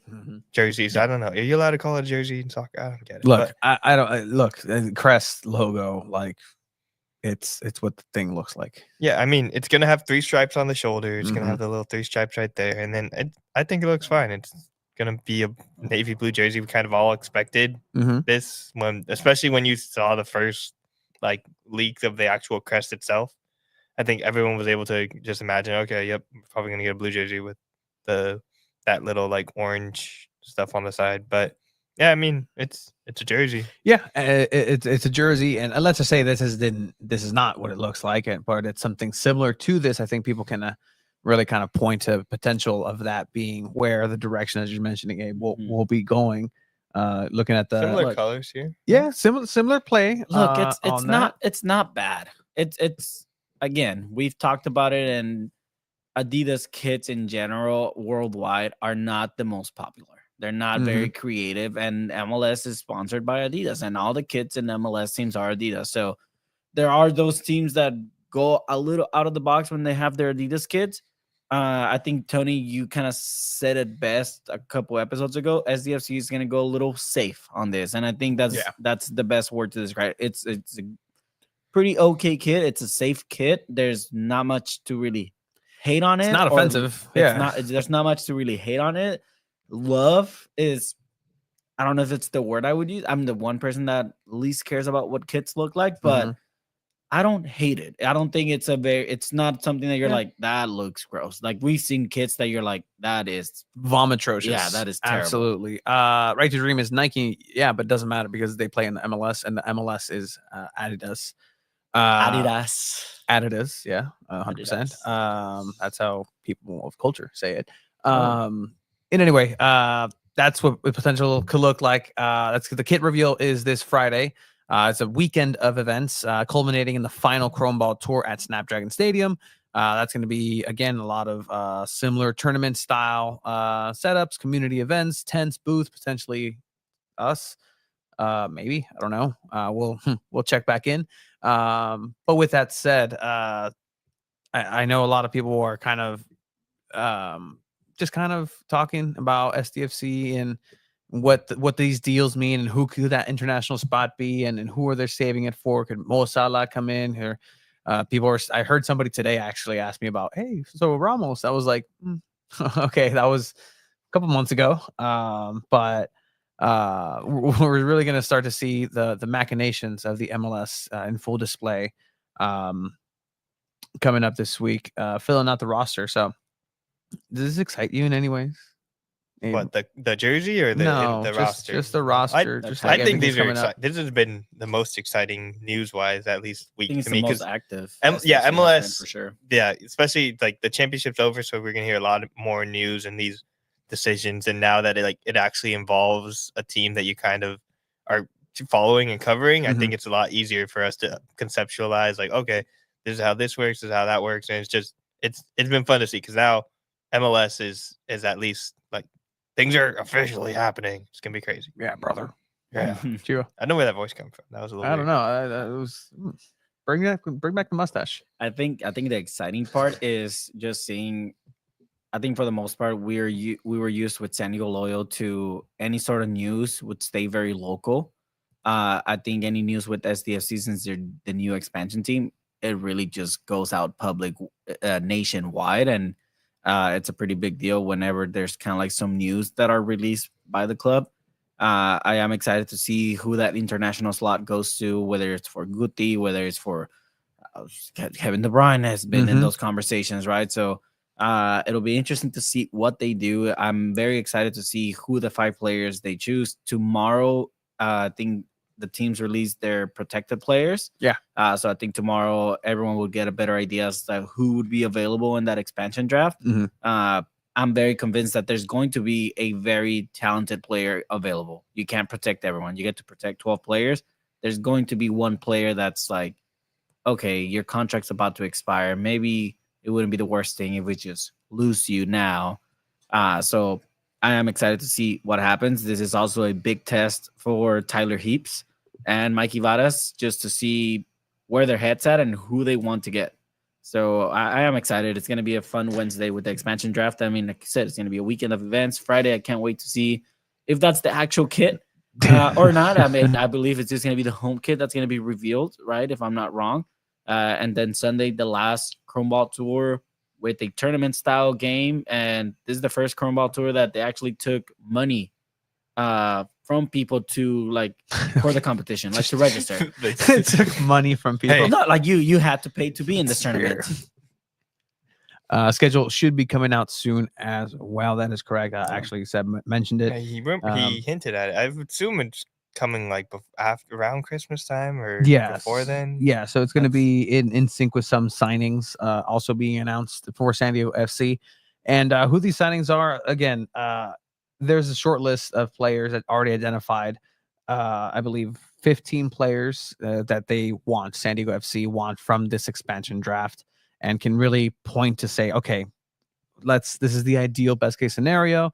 They're also doing it with players abroad where they have some targets, but now they're competing against other MLS teams. There was rumors earlier. There were discussions with Kevin De Bruyne for San Diego FC. Those discussions have now recently shifted to talks with Inter Miami. Inter Miami's just getting everyone. Which man. again, Don Garber was asked about this. Hey, the salary thing is getting out of control. Like, are you guys gonna work on it? And he was kind of like, there's no need for it right now. We'll see to it when it's it's when a free Messi market, leaves. man. It's a free market.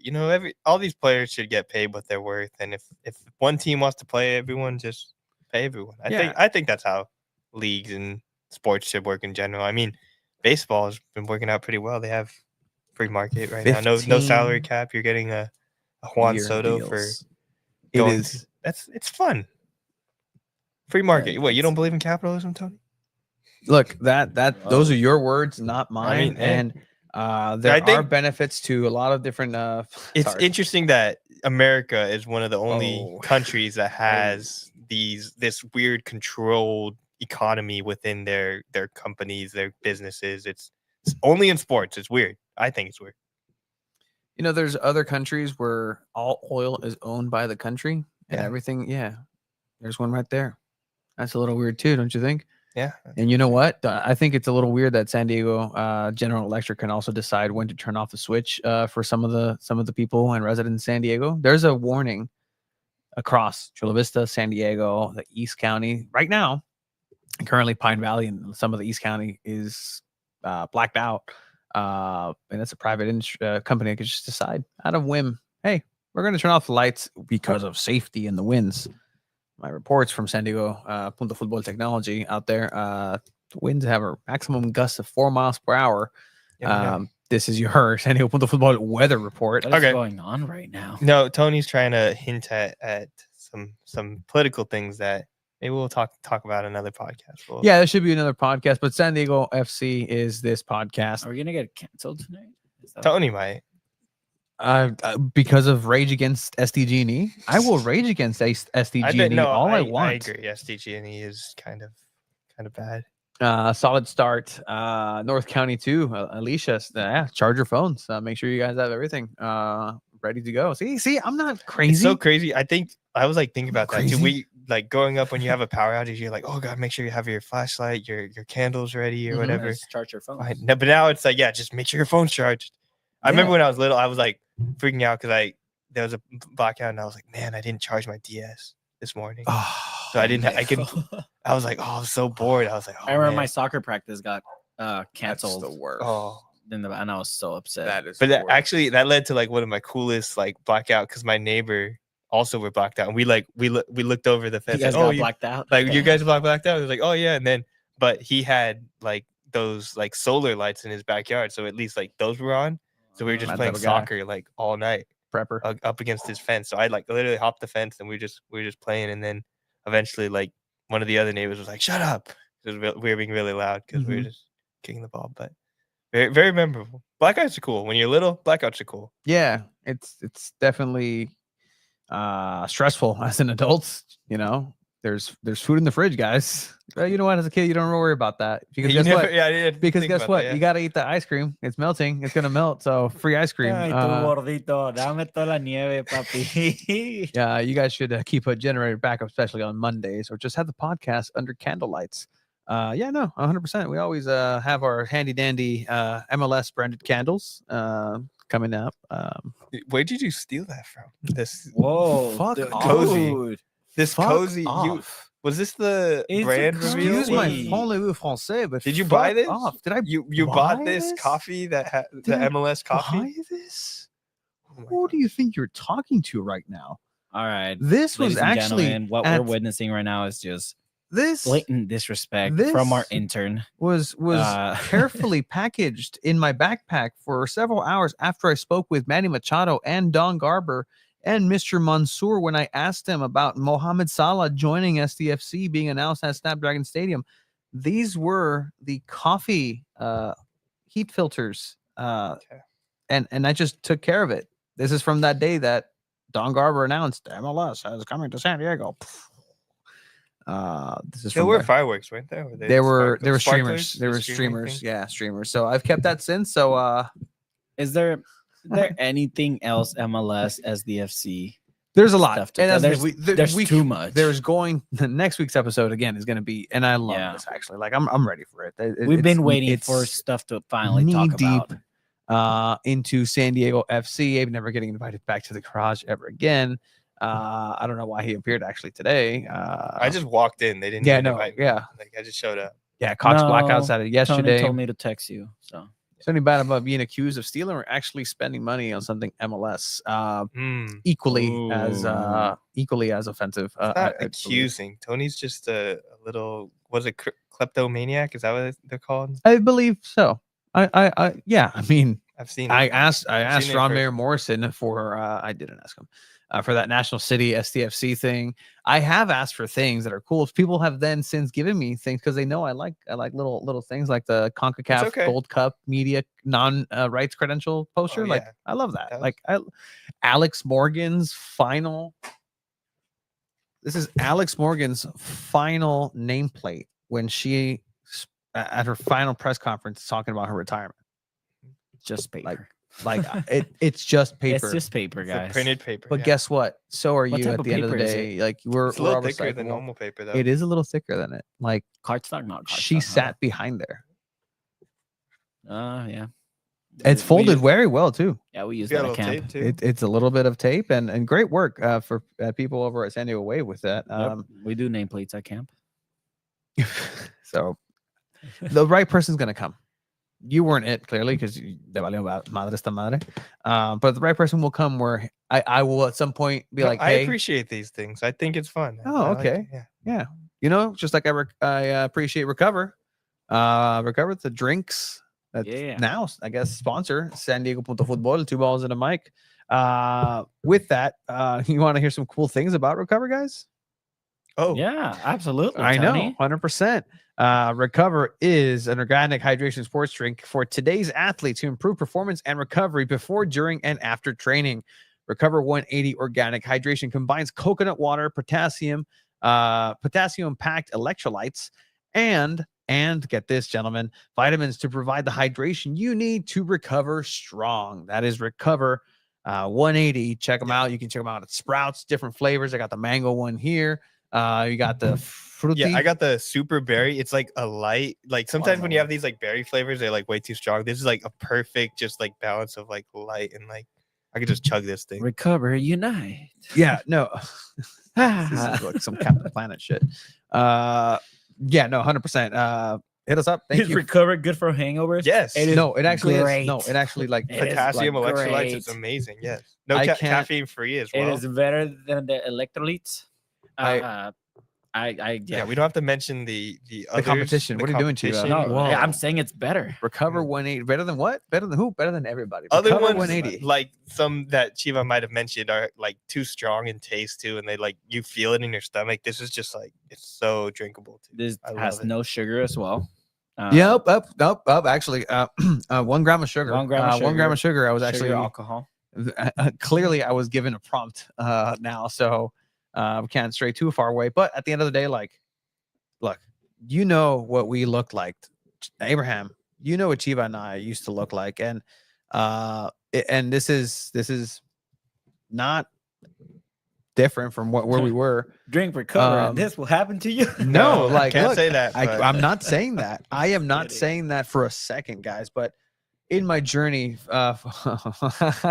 in my journey, Okay, sorry. Frank, For the people that are watching at home, Tony has his monitor here that we can all see, and he on his monitor he has he had like a YouTube like playlist, and Deep he's frying 101.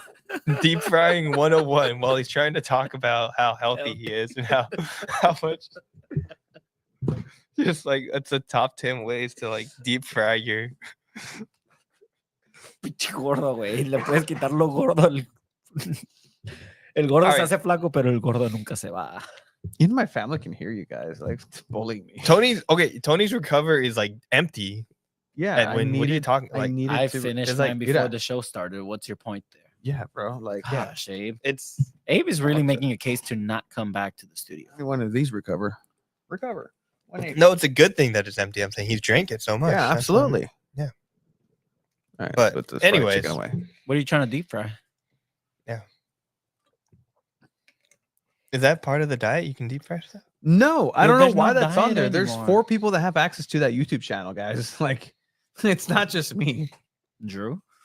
See, Drew? It was my dad went on a diet like a few years ago, and it was really funny because I remember he would just like send me more food videos than he ever did. Like he was just like as like fantasy watching them because he couldn't eat anything. He was just eating like rice and meat, and then Mhm. just sending me these like all these amazing videos. I'm like, wait, like you're killing yourself. Like, why are you watching these Yeah. videos? I figure maybe it's like one of those. No, actually, during my, because again, like if people don't remember, that's what I was trying to do, was give an example of how, morbid this podcast was at some point. I'm trying to maybe not that one. Let's just take a look. Are you guys like- talking about Zion Williams? we used to talk all sports before, Abe.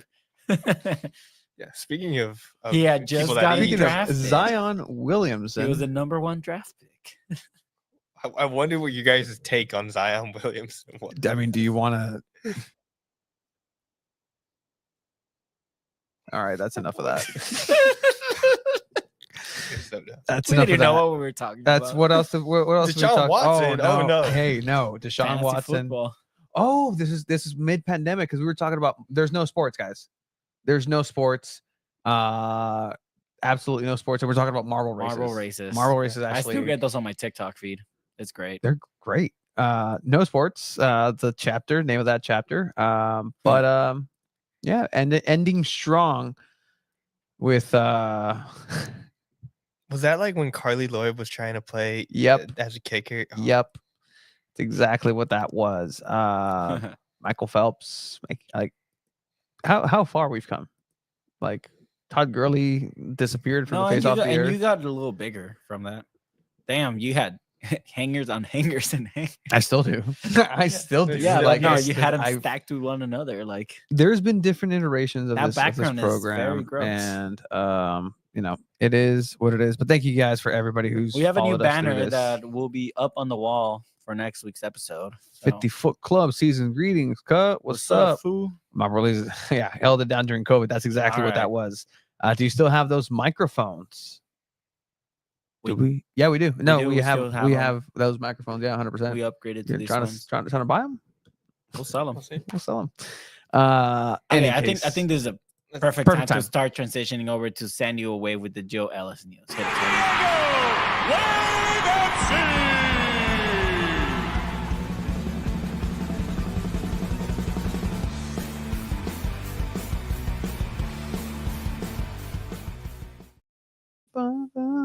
San Diego Wave FC. So with Se that, fue la Ellis, se fue la Jill Ellis out of San Diego Wave FC announced not On by to- Jill Ellis, not by San Diego Wave, but by her new employer, FIFA. People. What's the FIFA?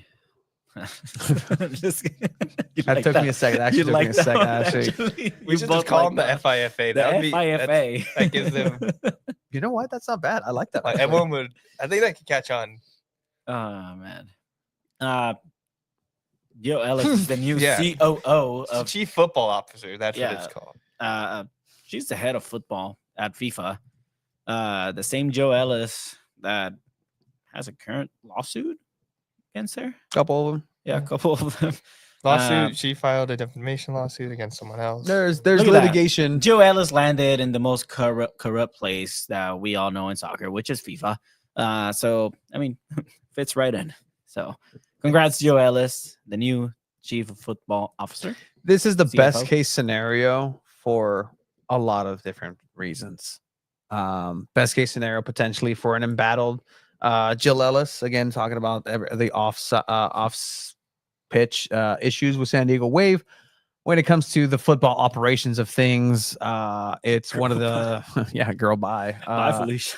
It's it's a breath of fresh air potentially, but again, Wave had a disastrous last season, and it culminated with 2 interim head coaches and nobody there to really pick up the pieces. And now looking over up north in LA, there's a vacancy open, and Yeah, there's there a is. head coach with Casey Stoney that has some time. Hey, Casey Stoney was just They given a can tour with do- SDFC and the Right to Dream Academy. So there's possibilities are endless with Casey Stoney right now. Possibilities. To talk a little bit more about this, we had kind of like broken some news about the new head coach for San Diego Wave. This was a complete plot twist to everyone. When we're going to be completely Hold transparent, it. we always keep it very transparent with everyone. With this news that came right after our episode, it kind of backtracked everything. And I think San Diego Wave are kind of leading away towards getting a different head coach as well. Tony, am I correct? Oh, now you throw okay. Well, I mean, I mean, go for it. I'll just say, like, from the outside, this is all speculation. I don't have sources or anything. In at least I mean, I have sources in the organization, but as far as this goes and the head coach, so it just goes, I have nothing. But the main top of your, like, the president, everything, the number one person at your organization leaves right before they're gonna make like a huge hire, and now you would just assume that next hire is gonna be like kind of in flux, because obviously that person kind of chose, like, okay, Jill probably chose Jonas, and now Jonas is going to be next in line, next to lead the club. But now Jill's gone. You have a new ownership too that we heard just met the like staff and everyone at the like Wave, and now like just everything's in flux and crazy. Like everyone's caught off guard by this. Like it's just it's, I don't know if it's adding to the chaos and the like mess that the Wave have been this past year, or if it's just creating like a new, like, hey, you know what, this is like Chop Ellis era, here we go, this is the end.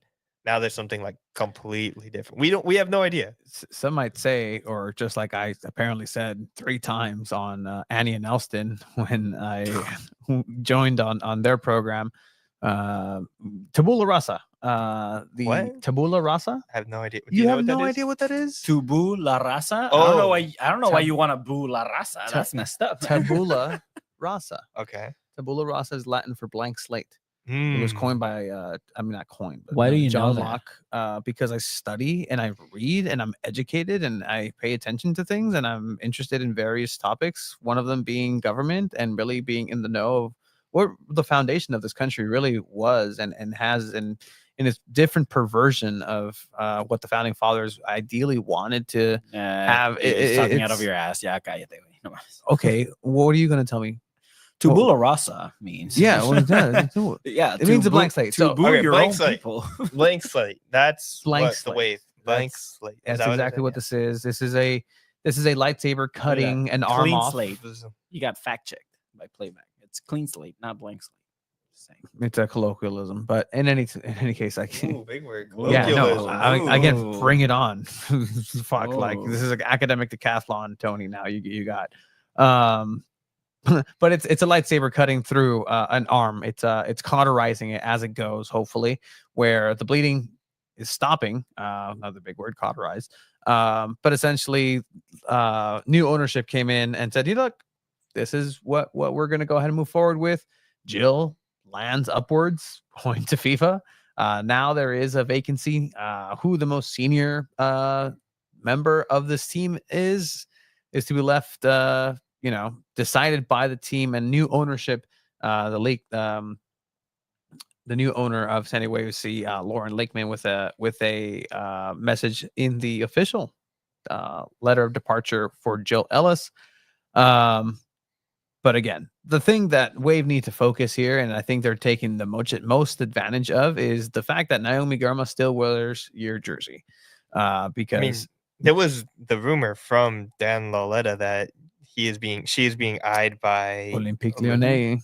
Lyonnais, And she's in France right now too. she is in France with I a haven't couple seen of those Instagram stories. yeah. No, there are a It's couple of globe-trotting Wave players right now meeting up with former teammates, and interesting times to say the least. But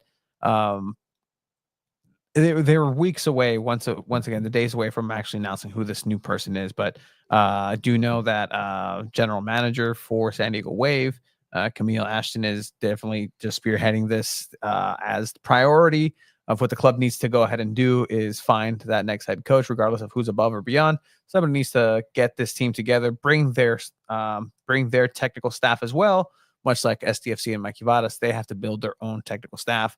The technical staff for Casey is no longer there. So again, blank slate. But what this means in general for Wave is left to be unclear at this point. But it's certainly something, and we'll see. Like there's a where chance this Casey goes. Tony comes back. No, there's not. And they don't rule it out. Anything is possible. I'm ruling it out. Good reference. I, Tony Sanchez, am ruling it out. I think Whatever the I fuck think that means. Casey Tony Stoney's bound Sanchez has for been it. wrong plenty of times. Casey so. Stoney, I don't think, know. is I don't- bound for Angel City, and then we're gonna have the luxury of speaking with her in a press conference, possibly in LA or maybe here, and it'll be fun to see her just look at Tony and be like, God damn it, this guy. I hope that she enjoys her time in LA. Do you remember the last press conference? I do.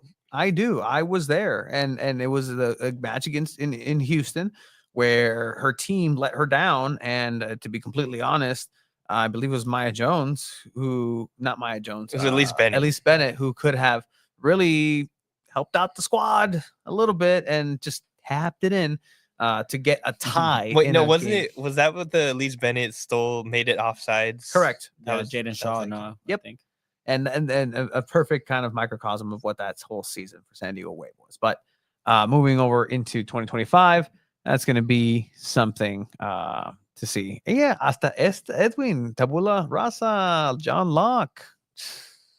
Yeah, What's up, he also Edwin? said Tubula Rasa. Because he gets to do that. He has a clear understanding of it. Seems like they're rebuilding from the top to the bottom, sideways, just everywhere. And hopefully, I would think fans and supporters should be happy about this. Cautious, but happy about this, because as you're saying, anything is possible, Chiva. Yeah. So I mean, I think a lot of people were already kind of calling for Joe Ellis to resign couple. from Wave. So A couple. yeah. So I mean, I think if you're a fan for Wave, you could have a positive outlook on what the next season could look like. I mean, Mhm. it could be rebuilding. Who knows if they'll be competitive? So we'll see what happens with San Diego because their season's also fast approaching. Absolutely. They are going to be involved, much like SDFC, in the Coachella Valley Invitational. preseason does begin in January, mid to early January for this team. So hopefully players come back and have a coach that could lead them and start cementing their philosophy moving forward. Abe, anything else for San Diego Wave? I wish more teams played without a coach. I think it'd be more fun to watch. There's like no coaches allowed. Only players get to decide and tell each other, and then you just eventually have like one person that's like obviously like the captain, coach person. That if Shannon McMillan ends up just being just the Wave czar, like I'm cool with that. Like that'd be interesting. Shannon McMillan out there with a torn Achilles. I don't know if that's Debbie. Did you know that she tore her Achilles? Oh no, you just broke. That's you're breaking medical news of just people that don't even play. No. It's I can't. Yeah, crazy. List her on the injury report. No, that'd be hilarious. She was scooting around at the Front Wave Arena. Okay. So this is public news, but she was playing in the Drew Brees pickleball tournament. And in one of those motions, she just felt an incredible pain coming up and shooting up from the hamstring.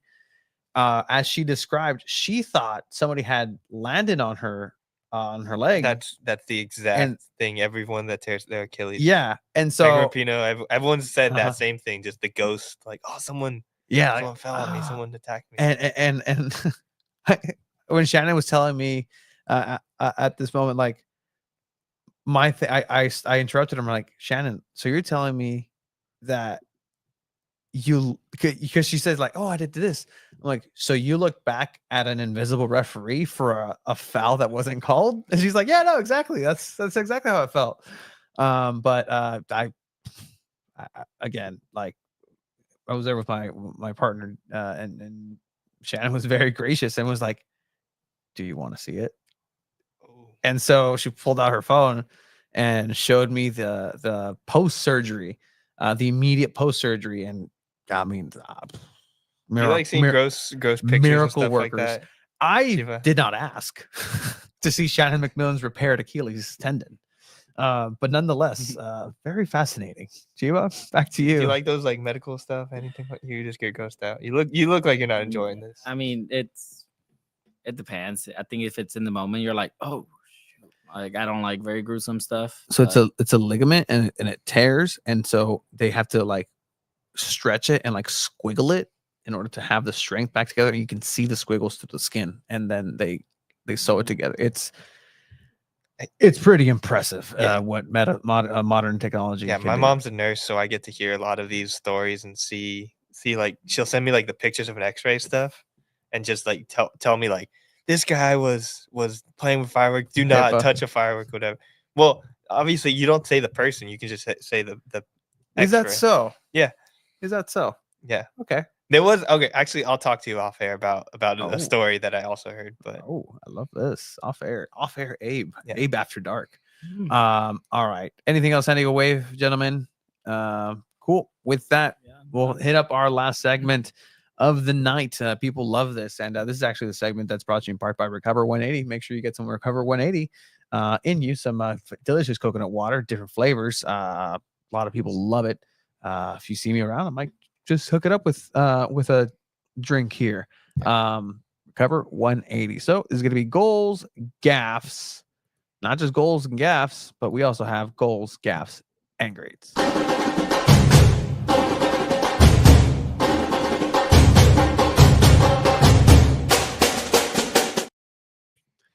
Goals, gaffes, and grades, and we talk about everything that has to do with the beautiful game around the country, in San Diego locally.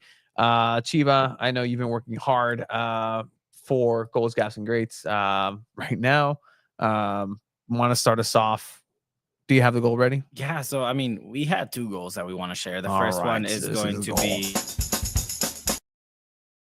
I'm proud of those. Where is my? You didn't see these. That's right, because you weren't here last week. I did see them. Okay. Goal of the week. You said you have two. One of them being a game that we called yesterday over at Mission Bay High School. Open Cup action, the longest. No. So I'm showing actually Chula Vista FC's first goal. Raul Cintron, the Chula Vista FC's MLS Next Under 15s, a Chilena golazo in the MLS Next Academy showcase. Just Ooh. a banger of a goal for Chula Vista FC. Look at that. Raúl Cintrón Jr. Between Vato. two defenders, too, is insane. Like, this is crazy. I mean, talk about a showcase. Like, this dude showed out. Yeah, no, and like this is a play in order to go ahead and just create chaos. Vato, de primera. But not just to pick it off the air, like that's absolutely wild. So congratulations, Raúl Cintrón Jr. You won Santiago Puto Football's goal of the week alongside, because there is another goal to speak of. This was in the match Santiago Internacional versus Laguna United FC. Alpha corner, Laguna in the yellow, trying to get this ball in, cleared in, some bouncing here, and two-time Chilena as well, overhead kick, making this 4-1 in the eventual 6-2 matchup. Before halftime, too. Right before halftime, Farah, last name of the striker, number 9, Yusuf Farah, scoring that here. This might be the team that STFC faces in the Open Cup. So get some scouting done, Mikey and Tyler, I guess. Be prepared to build a team to stop that. Yeah, no, Yusuf Farah. Absolutely. Yes, those are our goals of the week. All right, which then brings us over to the gaff of the week.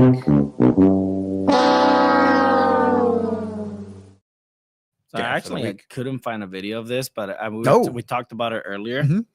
The gaff of the week goes to the MLS Cup, just on the final with the players and celebrating already, thinking the game was over, and the ref had to kick everyone off the field, even camera crews and everything, and they had to still play about what was it, like 45 seconds after, 30 seconds after, and then the ref actually blew the final whistle. So, I mean, MLS, you get the gaff of the week here at San Diego Football. Just, I mean, do better. Like, how does that happen? I think my favorite images from that were like Ricky Puig, who's tore his ACL in the game before, was also pictured running onto the field. Yeah. And you're just like, this guy just tore his ACL. He's also freaking out. Obviously, you win a championship, you freak out. But then they have to just like kick them all off all at once because like, oh guys, it's like way too early. Because I mean, I'm surprised it doesn't happen more because it's so easy to just sneak a whistle into a game. That bothers me. Because you can hear the whistle that people thought that was the initial whistle that ended it. So like anyone could just bring in a whistle and just end a game if they wanted to. But there's actually rules to sanction the local team for that. And I know this as a former referee, but there are rules in place for that exact thing. And you hear it here. Let's see if we can get some audio as well. And he can just go to the corner and try to think see a out little MLS before Cup. that. I think it had already happened then. And Fagundes, and That is the real one. That's the real one. Yeah, hopefully that's the real one. But celebrations up in Los Angeles, and people are getting their preparation set. The schedule will be coming out for more away days because there is games against LAFC and others as well. Can you go Gaps and Grace with some deep frying videos again? If that's what people want, we can go ahead and do that. That was your search. I mean, I can come up with a couple of deep fried content. What do you want? Some fish, carnitas, some what else? Deep fried. I don't like deep fried like funnel cakes. Like I'm not a sweets guy. I don't get the whole when you go to the fair and they just deep fry random stuff. I had deep fried Oreos? pizza at the fair, not this past one, the last year. And That would work. it was actually really That good. would work. Yeah, deep fried pizza. Deep fried pickles. I'm like, I never tried the deep fried Oreos, but I heard they're good. Yeah, I mean, this makes sense. It's just like a melted Oreo. I like funnel cake though. Funnel cake's good. Churros, churros or funnel cake. Amazing, yeah. Churros or funnel cake. Yeah. Churros. Oh, churros. I like that. Churros. We do have the great of the week as well.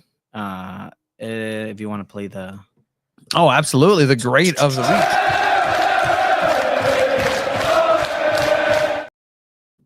great of the week goes to San Diego's own Chula Vista's. Chula Vista's own Brandon Vasquez, scoring the 5th goal in a 5-win. 5 win in one game. 5-goal win, 5-1 against Atlético San Luis. Monterrey was down 2-1 the first leg. They ended up winning this one 5-1 and advancing to the final against America. Shout out to Chula Vista's own Brandon Vasquez, who's also linked to come back to the MLS, I believe, with San Jose Earthquakes. That's the rumor right now. If I were SDFC, I'd kind of keep that on the monitor too, because why would you not want to have a local talent on your roster? 100%. And actually, this last year, I asked Brandon Vasquez about that exact thing. And I said, hey, man, I'm going to talk to Joe Corona and award him the Sunday Punto Football Goal of the Week in a couple of minutes. But while you're here, how do you feel about coming back? Ever a dream to maybe come back to the region and play against the new SDFC in those coming years, or with perhaps? Maybe. I don't know what the future holds, but all I know for now is that I got to give him my offer on Monterey and prepare myself to possibly be in the World Cup. It was a lot of fun playing with him. Great. Francisco Velasco at the end there, asking his question in English as well. Shout out Francisco. Shout out Francisco. Great facial hair he's got going on. He loves Anne Hathaway a lot. Seen on his social media. Are you saying you don't? No, she's great. In what way? Movies? Yeah, she's a great. Anne actress. Hathaway, like a Catwoman? Yeah. Princess Diaries. Princess Diaries. Yeah. Great Catwoman movie. goes your Princess first Diaries. one. I think that's like, my favorite of hers. Princess Diaries. Princess Diaries is all. Dark Knight Rises. I remember watching it when I was younger, but I haven't. Fuck, that's right.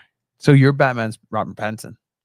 I like them all. They're all good Batmans. I think probably Adam the best West one Batman? is Michael Keaton. I think he's Oh, pretty fun. yeah. That's the one I like. It's fun. It's a little cheesy. It's not taking itself too seriously. Yeah. Robert Pattinson's at least the end of that last movie was a little too Jesus-y for me. It was like, okay, that's Batman. You're not Jesus. Calm down, man. Like when he was like leading them out of the water with like the torch, like what are we doing? Out of the darkness, the Dark Knight Rises. I mean, I don't know what to tell. It's Baby Bats. He Penguin's doesn't know. good. Have you watched the Penguin? I have not, The but Penguin I is will really watch good. the Penguin. It's Good one of show. the shows that I'm on. So I'm weird with shows. Like you tell me, and if you keep telling me enough, and like, oh, you should watch it. It's good. I'm just not just for the bit. I'm just nope. But eventually I will. What's another show? There's Blue Eyed Samurai. It's a type of anime that's on Netflix that I've been told. Definitely. Omega Man. Omega Man. Omega lad guy. Invincible. Oh, Yeah, Omni-Man. Omni-Man. Yeah. Invincible. Yeah. That's all right. Yeah. I like some mega violence. It's I think it's fun. Invincible's good. That's good. Yeah. It's good. Solid. Cool. All right. Anyways, All right. That That was was your. cool. this is Gaps and Club Rings. Deportivo Movie Club, Cool. where No, you no. can find real opinions and thoughts on movies, especially in the realm of soccer. I You guys love should go check that out. Club Deportivo Movie Club coming out with a new episode for December. So check that out. Coming on down. Also, keep an eye on our social medias this week as we're going to be opening nominations for Yes. categories. Yes, absolutely. Yeah. Yeah, no, absolutely. Categories So, for our end of the year awards. of the we should year probably float awards. these out there. Like, okay, so we have to have best player in San Diego, We're going to have best player. We're going to have, best club in San Diego, best club in San Best Diego. player, best club, best player, best club, best goal of the year. Oh, best goal of the year. That's Goal of the year. that's So a send very in your good goals of the year. Yeah. What else? I mean, I want like a goals, gaffes, and greats of the year. That'd be Okay. pretty cool. gaffes, So and like, who greats. would be the great, biggest gaff of the year. biggest gaff of the year? That'd be pretty interesting. Mhm. There's been A lot of nominations. there's been a lot of gaffes. Like there's a thread on Reddit that started the Fallon d'Or. Oh, So it's whenever people simulate a foul. We That's also like, want to ugh. do community-based award like journalist of the year. Yeah. We want to do just. no, like we that, should take the three of us out of that. We got. Oh, 100%. Yeah. Yeah, according to you, I no longer qualify as I'm taking up the microphone once again at Front Wave Arena this weekend. San Diego Sockers will be starting their home campaign and back When is for their this game? year. That's going to be here on the 14th, December 14th, this weekend. Check it out at Pachanga Arena. No more. It is Front Wave Arena up in Oceanside. It's gonna be a drive. Cool. It's gonna be a drive for me here Played in IB. Tacoma this last weekend. I believe they lost their first match 5-4. They did get some talent, some young talent. They picked it off Texas Outlaws, and hopefully, they have a team. They have a player that's playing in Mexico right now in Kings Cup. Oh. Gabriel Costa. He's actually playing for Oh, Aliens down in Mexico, and Really good last season. Yeah, no, 100%. So if you keep up with that, then best podcast. No, we'll put ourselves in that 100% because we get to talk about Dragon Ball Daima and stuff. Keeping up with Daima. Should I watch that like if I'm gonna watch Dragon Ball, do I have to like start all the way from the beginning, like all the shows in the 80s? Like I was looking into it, like it seems like a lot. My mom told me it was the devil, so I wasn't allowed to watch it. The football's the devil. Dragon Ball Z is the devil, Ricky. The medulla oblongata. If you want to know what movie watch that Dragon is? Ball Z, Yeah, Okay. Waterboy. oh hell yeah, I'm very proud of you for that. If you want to watch Dragon Ball, I can send you like an abridged like list of things to watch and just be like, just watch this. Okay, I'll tell you what to watch. Dragon Ball Kai. So it's a retouched animation. It looks very crisp. It looks modern, but they also take out a lot of filler. And Oh. so it's just Dragon Ball Kai, and it's canon. It's official. Like it's official through Toei Animation, through them. So watch that, and you'll get the gist of it. I always recommend Full Metal Alchemist to people. Brotherhood specifically. Not I've the been first one. watching Attack on Titan. Attack on Titan is good. Again, inspired by Hagara no Renkinjutsu. That's Full Metal Alchemist wow. Brotherhood in Japanese, hopefully. But definitely one of those. Another one I'd recommend if you're kind of in the laughy kind of vibe is Gintama. They play on Bleach, they play on One Piece, Naruto, and make fun of it, poke fun of it. It's fantastic. If you want to take a blast of the past, Chiba, you can watch some Yu Yu Hakusho. Definitely one of the best shows out there of all time. Inuyasha as well, Berserker. I mean, just a plethora. Ranma. Look, Sailor Moon is pretty dope. I'm not gonna lie. But yeah, with anything else you that you'd like to add to this? Saint Seiya. You didn't watch Caballeros del Zodiaco?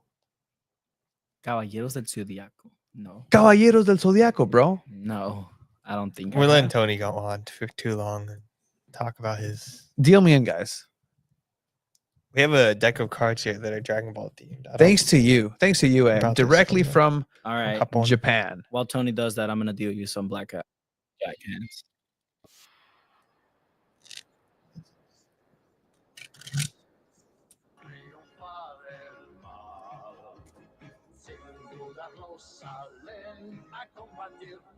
Bro, Saint Seiya. Caballeros del Zodiaco. Caballeros del Zodiaco.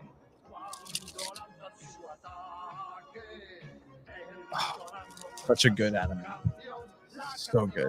All right, here we go. Abe, Tony. Caballeros del Zodiaco. We do not recommend or endorse gambling. That was on Canal 12. Yeah, dude. Canal 12 with Club Infantil. Con Abe's at a Te 14 Veo, right now against 6. is definitely what do I have? 16 on 16. 17. You have a versus 17 16. against 7. 16. I stay. All Caballeros del Yeah, Zodiaco was actually 13, one of the 23 definite. bust. Yeah, 100% Te Veo. Wait, let me deal in the chat. Super Campeones was definitely awesome. The chat just bought in too. 100%. Tony. Oh, Tony got an ace. An ace there. Chat's got a Oh, so 9. this is chat. Yeah, this is chat. All right, cool. So chat, you got a 9. Ooh. Insurance? No. All right, someone in the chat, you're gonna let me know. Abe, 12 against the queen. Yeah, why wouldn't you endorse gambling, guys? I'm gonna I hit. bet you do. I'll hit. Abe's hitting. 13. Ooh, you go. Give me more. Too much. for That's Abe. why I don't endorse gambling, Jeff. All right, Tony, you lose you most got- of the time. got You a- lose. You got a soft 3. See, Esteban knows. Never insurance. Esteban, you're joining our casino night. San Diego Punto Football will definitely have a casino night. We're gonna Like, plan we for have tonight, to have yeah. it. So I'm on a You know, 13. 13 against the queen or I have 3. to hit. Yep. Okay, You got 13. I 13. hit again. 18. I stay. Stay at I 18. have to stay at 18. You got Who's gonna who's call speaking this for one chat? for the chat? You guys have Whoever's- 16 you guys versus the want to 10. hit? first person. You gotta hit. Chat'll hit. First person. I think The chat. book First says person. hit here, chat. There's only 2 kinds of gamblers in this world: losers and liars. There you I go. love that. 100%. Who's the loser and who's the liar? I'm definitely the liar. I can lose $500 and be like, I only lost like 350. Said hit me. Playback said hit, Hit me. me. Hit.